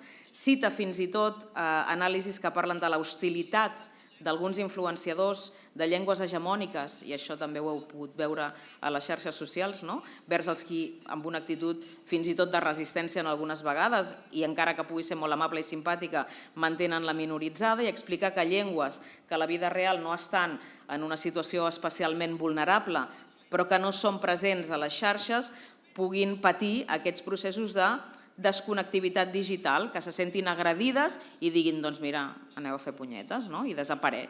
I això també està passant. I això també ho parla l'estudi. En aquest context subratlla dades. Diu, segons un informe de la xarxa Metanet, almenys 21 llengües europees estan en risc de desaparèixer digitalment. Apunti que després li demanaré això a vostè. Segons Andrés Cornay, un dels estudiosos de la mort digital de les llengües, menys del 5% de les llengües existents avui en dia té assegurat el seu futur a internet. Menys d'un 5% de totes les llengües que es parlen al món té assegurat el seu futur a internet. L'estudi dissecciona el perfil d'aquests influenciadors de què parlàvem, els seguidors, i com el món i l'empresa els utilitza, els mercantilitza des del micro, el megaloinfluencer, marques, idees, productes, i de com el control de l'algoritme fa la màgia, i aleshores estiguem tots abduïts per coses que ni ens hem plantejat si ens interessaven, però resulta que ens interessen moltíssim.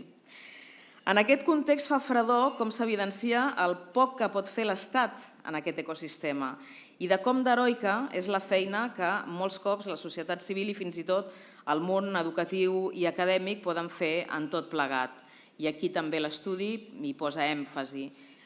Parla de les xarxes socials que poden ser recer o, millor dit, espai d'assetjament, també, això ho hauran viscut també molts de vostès, i en aquest sentit posa exemples coneguts i per conèixer, com per exemple el que parlàvem abans, aquesta catalanofòbia, per exemple, en molts moments a les xarxes socials. Pel que fa a les xarxes, tornem-hi, fa distinció i diu que hi ha xarxes on es visibilitza més el respecte a la diversitat lingüística que d'altres.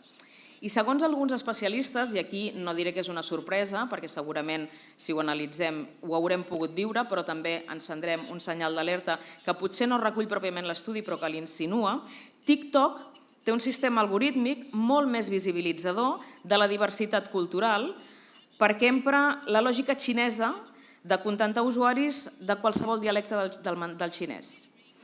Hem de dir que l'estudi és previ a la possibilitat de la compra per part de TikTok, de l'indústria nord-americana, pròxima al president que abans anomenava el Raül Romeva. Tot i així, hem vist que TikTok censurava també campanyes publicitàries en gallec a la Xunta de Galícia, i això també ho comenta l'estudi, no? Posteriorment va permetre campanyes en llengües diferents al castellà, sempre que incloguin subtítols en castellà. Això també passa. Hi ha alguns elements a la xarxa que et diuen ho pots fer, però sempre i quan també ho facis en l'hegemònica, perquè si no, no t'entendrà tothom. El 23, un acord de la Generalitat de Catalunya va permetre l'ús d'altres llengües en subtítols de les campanyes i, per tant, ja no només s'havia de subtitular en castellà i, en aquest sentit, va fer interessant que es poguessin fer visibles altres llengües potser també minoritzades. L'estudi dona moltes dades. Jo ara no m'extendré perquè si no, no tindrem temps pel debat, però crec que són interessants. Xifres d'internet força positives, però també algunes que alarmen.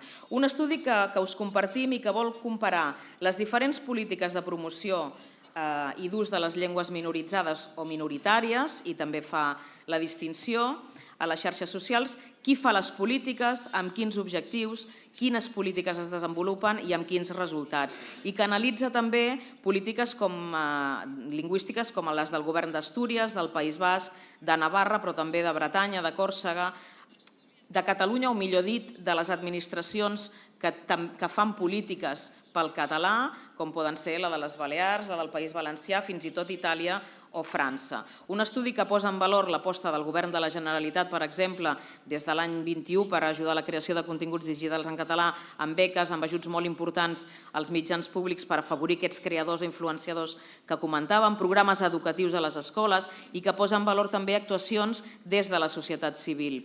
I pel que fa a les conclusions fa algunes recomanacions que passen per accions destinades a la generació de nous influenciadors, accions de sensibilització i de treball actitudinal, accions destinades a la infraestructura tècnica, evidentment les noves tecnologies també han de tenir inversions en aquest sentit perquè puguin parlar també en la nostra llengua, accions destinades a generar negoci al voltant d'aquests influenciadors en llengües minoritzades o destinades al contingut que es fa públic. I dibuixa pràctiques molt poc reeixides. També diu alerta perquè això no ha funcionat. Per exemple, creació de plataformes pròpies, molts diners pel poc resultat que ha donat. Institucionalització de la imatge de la llengua a les xarxes socials, no vulguem ser més papistes que el papa, o la folclorització fins i tot, polititzar l'ús de la llengua, ens ho comentàvem fa una estona, de manera que esdevingui una tria encara més marcada i potser incòmoda, o triar etiquetes en el sentit de hashtag, que no tinguin altres significats en altres llengües. Quan busquem un hashtag, quan fem una activitat, mirem que aquella etiqueta tingui també significat en altres llengües perquè es pugui amplificar. Finalment, i a mode d'epíleg, fa una pinzellada contemplant la intel·ligència artificial amb aplicacions que permeten la traducció simultània. N'hem vist també un exemple en el cas d'Islàndia, a qualsevol idioma, tot i que genera molts dubtes. Hi ha experts que també apunten que pot generar l'efecte bumerang, l'efecte contrari, i arribar a l'extrem de convertir alguna llengua hegemònica, per exemple l'anglès, com la llengua única de la humanitat. I per això queda obert en aquest estudi que teniu a les mans, perquè també queda obert en la nostra realitat. Entenc que algú haurà de pensar-hi i treballar-hi per no fer que una eina que en teoria hauria de ser fantàstica per evitar la desaparició de les llengües minoritzades acabi sent la guillotina que acabi matant qualsevol llengua que no sigui l'anglès, pròpiament. He intentat fer un resum d'aquest estudi. Jo el que demano, si en teniu ganes, és que l'aprofundiu i que el llegiu perquè és realment interessant, i agrair també la seva publicació. I ara sí tenim una estona per poder parlar i debatre del que hem sentit en aquestes dues ponències, però també aprofitant que tenim aquí també a Iñaki Irazabaleitia i que el tenim aquí malgrat que el seu poble, d'on és alcalde, estan caient unes pluges que ja veurà quan arribi el poble tot el que s'haurà de sentir. senyor alcalde, i també ex-eurodiputat, jo comentava això, no? A Europa existeixen llengües hegemòniques potents, compartides, que ens comuniquen precisament en positiu, i també llengües minoritàries i llengües minoritzades. Una Europa a la que es reclamen moltes coses i precisament en aquest món polaritzat i en què estan passant tantíssimes coses políticament, però també en el tema de la diglòssia i en el tema de l'ús de les llengües, que no sabem quin és el seu capteniment, quines són les seves motivacions, quina és l'anàlisi i les polítiques que fa Europa per poder ajudar a conviure totes les llengües hegemòniques i minoritzades sense que les minoritzades pateixin l'ofuscació que provoca aquesta diglòssia. Vinga. No, jo crec que devem distingir dos o tres institucions diferents d'Europa. Una cosa és el Consell d'Europa, a la famosa Carta de Drets de les Llengües Minoritàries, i tot el treball que està fent d'inspecció, de control, de notes als països, aquests que han signat la Convenció i que no compleixen la Convenció, és una intereuropea, però això que nosaltres diem en Europa, la Unió Europea, les coses són molt diferents. Hi ha jo diria dos agents importants. Uno són la Comissió i el Consell, i l'altre és el Parlament, que fan polítiques diferents, tenen posicions diferents cap a la llengua. Per exemple, quan va ser diputat, si jo feia una pregunta a la comissió sobre un assumpte de la llengua, la resposta era de manual, i Raül ho pot dir, it's none of our business. El tema de les llengües és una competència estatal, on la comissió no té cap competència per fer lleis o per fer polítiques de promoció, polítiques reals de promoció de les llengües. Així de clar, i no calia altra mena de resposta. I altra cosa és el Parlament, perquè el Parlament sí que hi ha iniciatives, mocions de resolució que han apoyat polítiques importants del tema de les llengües. Jo recordo tres iniciatives molt importants. Hi ha un grup que es diu Intergrup de Minories Tradicionals, Comunitats Nacionals i Llengües. No m'agrada molt el nom, però és un grup on la situació de les llengües minoritzades, petites o minoritàries té un lloc, té una finestra per parlar de les seves coses al Parlament, als parlamentaris, i per fer una miqueta de lobby. És un grup important. És un grup jo crec més important i més interessant que hi ha al Parlament. I després estan les mocions de los europarlamentarios que intenten promocionar políticas de suport i de promoció de les llengües. Jo recordo un molt important que tu has pogut votar, aquell de François Alfonsí, el nostre company Corso, perquè acompanya el nostre grup parlamentari, sobre les llengües europees en perill d'extinció, i proponia una sèrie de polítiques a la comissió. Le proponia a la comissió una sèrie de polítiques que seria molt interessant per la normalització, la defensa i la promoció de les llengües minoritàries o tradicionals. Es va aprovar al Parlament una majoria, jo crec, més del 90% dels diputats, però ha quedat això. La comissió no ha implementat cap de les mesures que el Parlament havia proposat en aquest informe.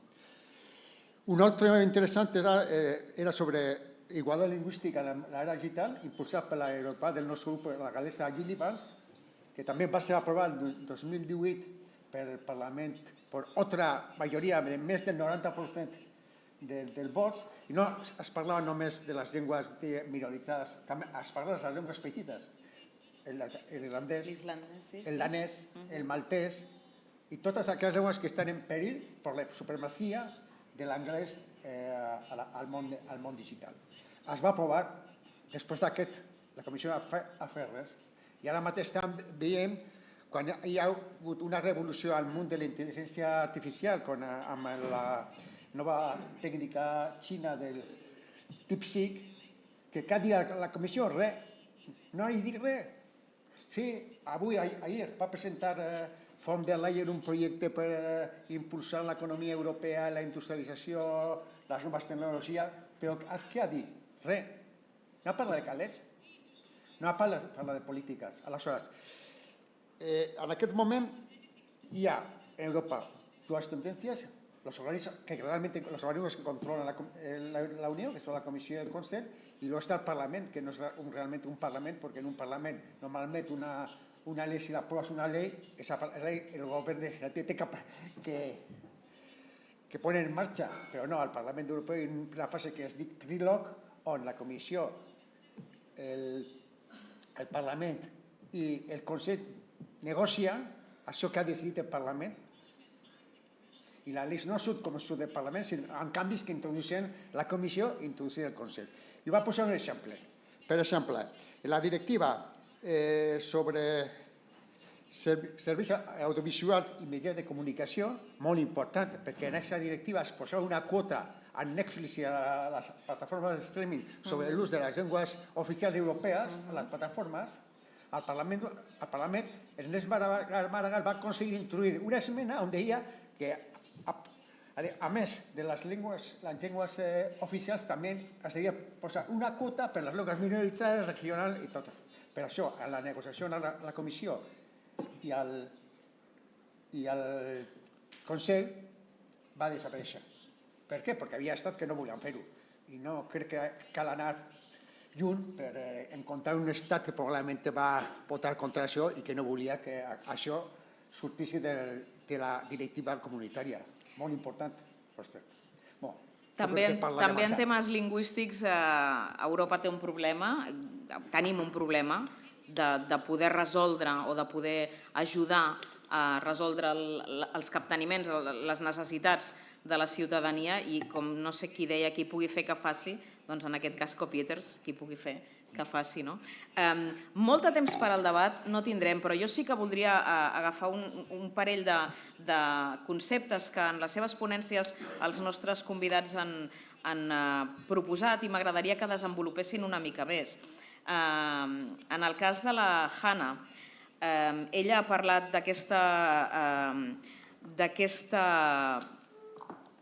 bilingüisme real a Ucraïna, aquesta russofonia i aquesta Ucraïna que parla ucraïnès, d'una nació, Rússia, que basa també la identitat en la llengua i que manlleva i roba de manera populista la identitat a un grup important d'ucraïnesos, confrontant-los, i en aquests moments fins i tot ella ha utilitzat, crec, la paraula desprotegir-los enfront a aquesta voluntat del poble ucraïnès i de la política ucraïnesa en els últims anys, sobretot de conflicte més dur, de voler posar en valor la pròpia llengua també com a segell identitari. I m'agradaria una miqueta que desenvolupés la reflexió que ha fet com a russòfona, com a ucraïniana russòfona, perquè crec que és molt interessant per poder intentar entendre quelcom que possiblement des del nostre punt de vista costa més d'entendre i costa més de pair. M'agradaria molt que ens parlés de quins sentiments pot tenir aquesta població ucraïnesa, russòfona, davant d'un conflicte com aquest, en el que s'ha utilitzat de manera populista la seva voluntat i la seva identitat per confrontar.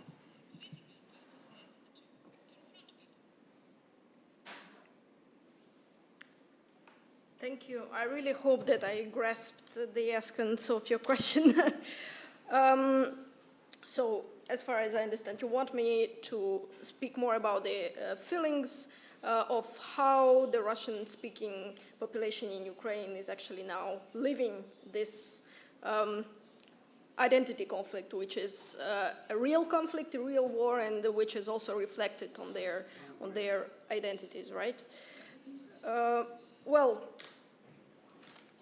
it's a good question, but I don't have a definitive answer on that for many reasons.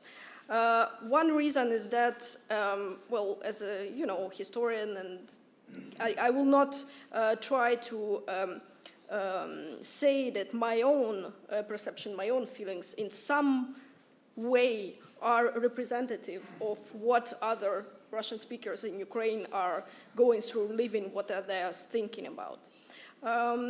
Another reason is that in the conditions of war, there are some sociological surveys, but I would be very, very critical as for the results of these surveys, in the sense that in this condition of extreme tension, I don't think people are really willing to give honest answer on the questions when they are asked. So there is, I think, a strong bias. As I said, with the full-scale invasion of 2020, a huge amount of Russian-speaking Ukrainians changed their language.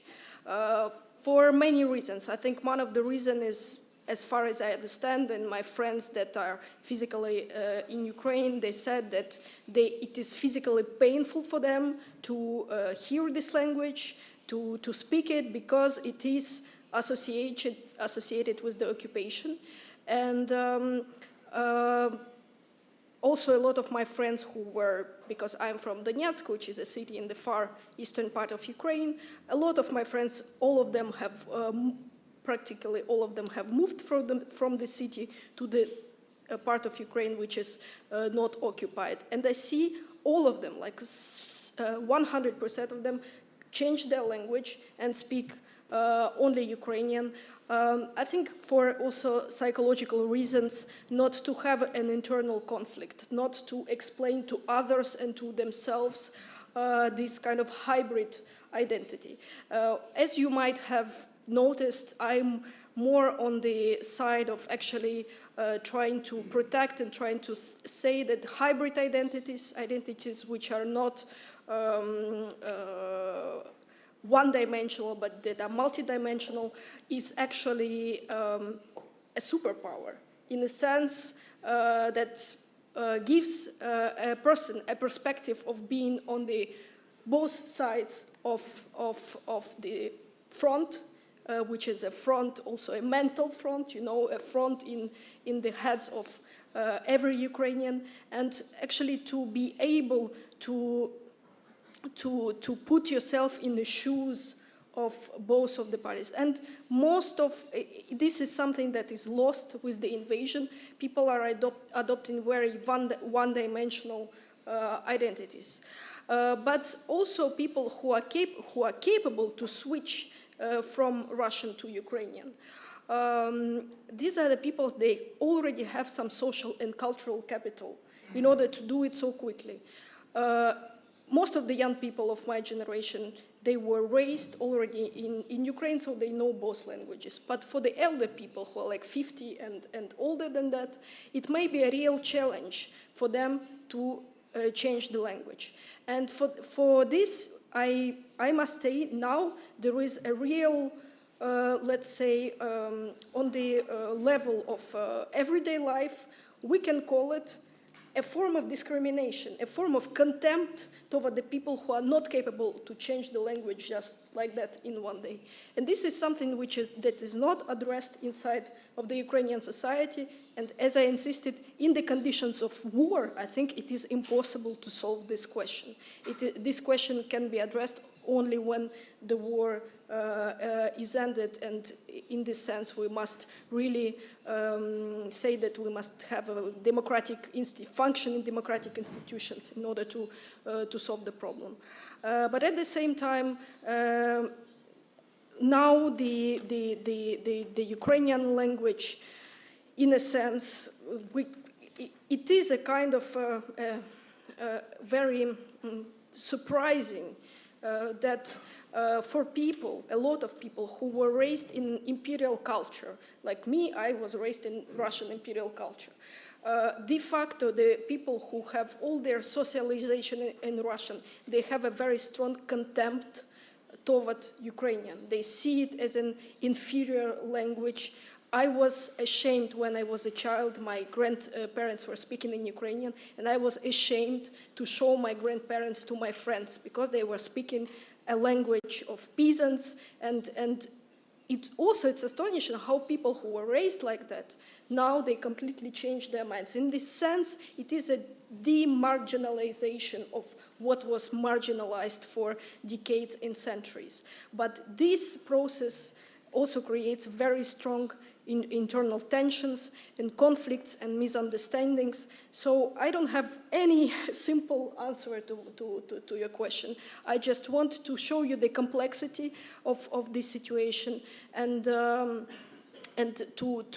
make you pay attention in the discourses about Ukraine, to pay attention that the discourses about minorities, languages, etc., and rights are very often instrumentalized in a very shocking way, and we must not fall victims to this simplistic discourse.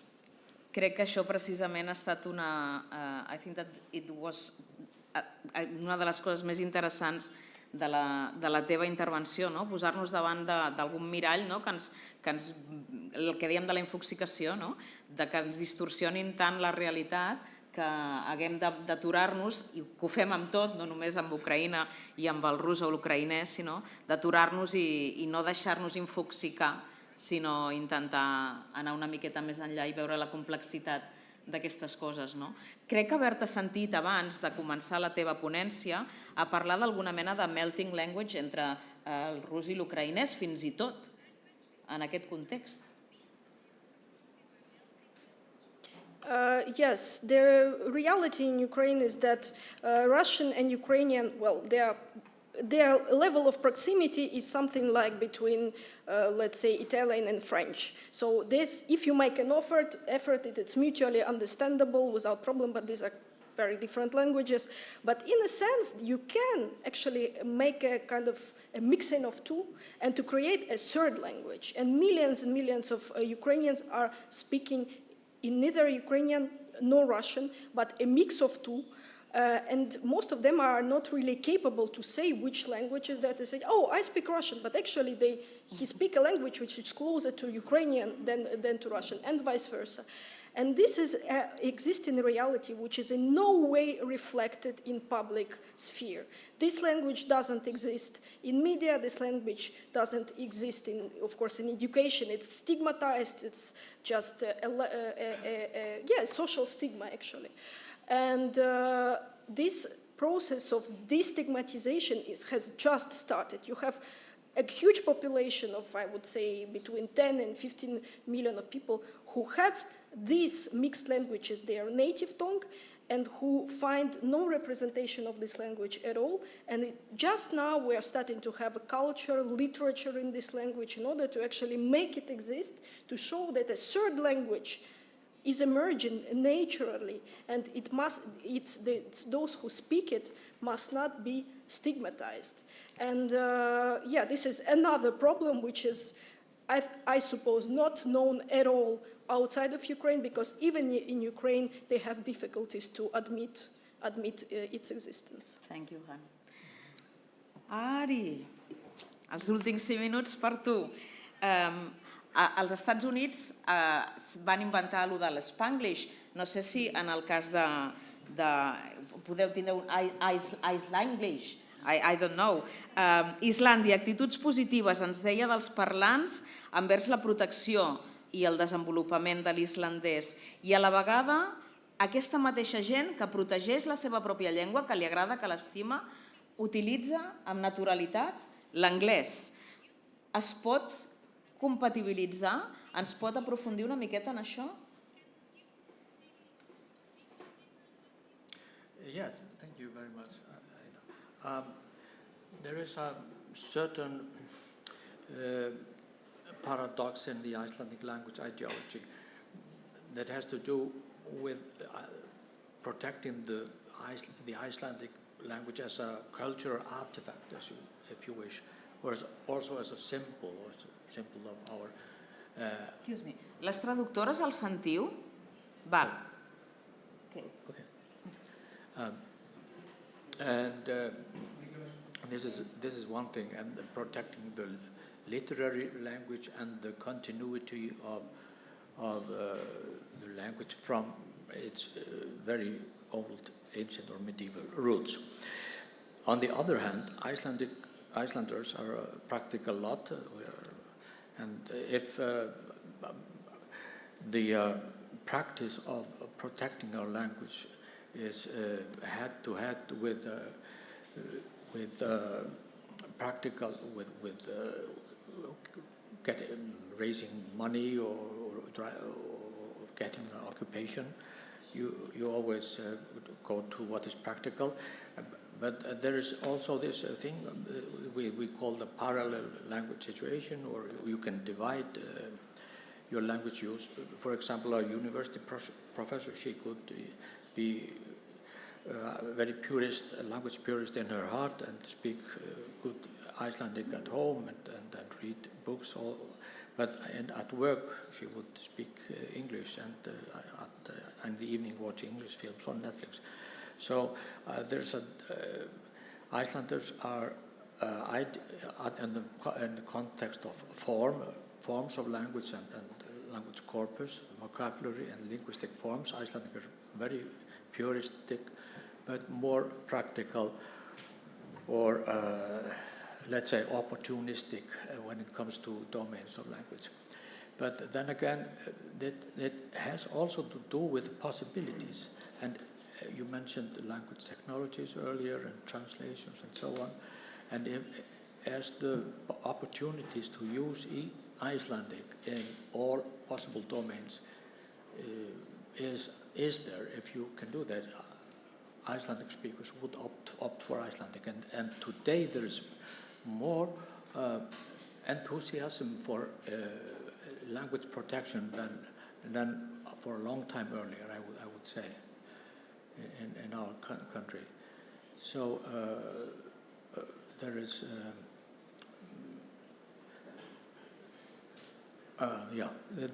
we need to use the division into language forms on the one hand, and the division of language in society, the possible domains where you can use your language.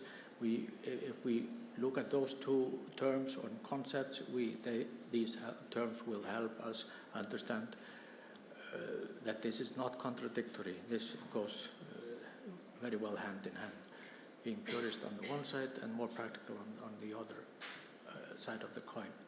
Don't know if I could make myself understandable with this. I've already talked too long, sorry about this, so I'll stop now. Thank you. També serà interessant, i pel que ens comentava l'Ari en la seva intervenció, que en una nació amb estat amb 400.000 ciutadans i on l'anglès és una llengua també hegemònica global que comparteix protagonisme amb la seva llengua pròpia, veure com aquesta introducció de moltes altres llengües fruit d'editorisme però també immigració, hem vist un rètol dels que ens ha presentat en 5 o 6 llengües completament diferents. M'ha sorprès veure el tagalo com a llengua important a Islàndia, per exemple. Veure com també aquesta llengua amb estat, en aquest cas a Islàndia, però segurament minoritzada, es desenvolupa i evoluciona en aquest món global competint amb l'anglès i amb aquestes llengües tan diverses que també han arribat al seu país com també han arribat al nostre. No ens queda massa temps i ens allargaríem moltíssim perquè són gairebé 2:45, però sí que jo voldria que en aquest cas l'Iñaki, també com a representant d'aquesta fundació que també avui ens acull i ens proposa debats tan interessants com el que hem pogut escoltar aquest vespre, ens pugui fer una cloenda de l'acte d'avui. Bueno, yo creo que hemos assistit una... Està? S'escolta? Sí. Jo crec que hem tingut una jornada molt interessant. Jo crec que hem conegut realitats que no conocíem y quizás una realidad como la ucraniana, que para nosotros es muy llunyana, y que quizás teníamos ciertos prejuicios sobre la situación de las lenguas en Ucrania, porque bueno, sobre això també hi ha propaganda tant del bloc de l'est com del bloc de l'oest. Y yo creo que la conferencia de la Hanna ha sido muy esclarecedora en aquel aspecto, cómo es la verdadera situación de las lenguas en Ucrania, de les lenguas més grans que d'Ucrania, perquè hi ha altres llengües, jo crec que són sobre 30 llengües diferents, una cosa així, el polaco, el romano y otras lenguas, ¿no? Pero creo que, bueno, nos ha donat datos y muy importantes. Bueno, la situación Islàndia és més coneguda per a nosaltres, almenys al País Basc, perquè sempre ha hagut una referència que estan fent els islandesos en el tema de la llengua, el por que tenien de l'atac de l'anglès i les mesures que han fet, també el treball que estan fent les tecnologies de la llengua, que és bastant...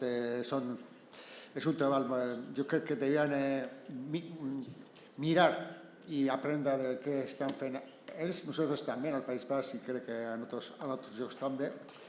I a més, hem tingut l'oportunitat d'escoltar l'informe en total, però crec que és un informe important que ens donarà una visió de quina és la situació en aquest moment de les tecnologies lingüístiques i l'àrea digital en les nostres llengües. I això és una de les línies de treball que la Fundació Coppieters fa. Nostres àrees de treball són moltes, des de les dones, el canvi climàtic, el dret d'autodeterminació i moltes coses. Una àrea important per a nosaltres és la defensa de les llengües i les cultures minoritzades, petites, com vulgueu dir-ho, i aquests darrers mesos i anys hem fet bastantes coses en aquest aspecte.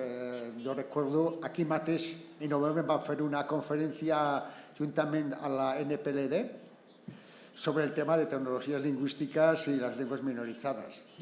Aleshores, per nosaltres, poder coorganitzar amb la Irla Antime, que són socis de la Coppieters, una jornada com aquesta és un plaer i un honor. Moltes gràcies per la vostra feina i penso que en el futur podrem organitzar moltes més coses com aquesta i portant ponentes tan interessants com l'Ari o la Hanna. Gràcies a vosaltres per venir i a la propera.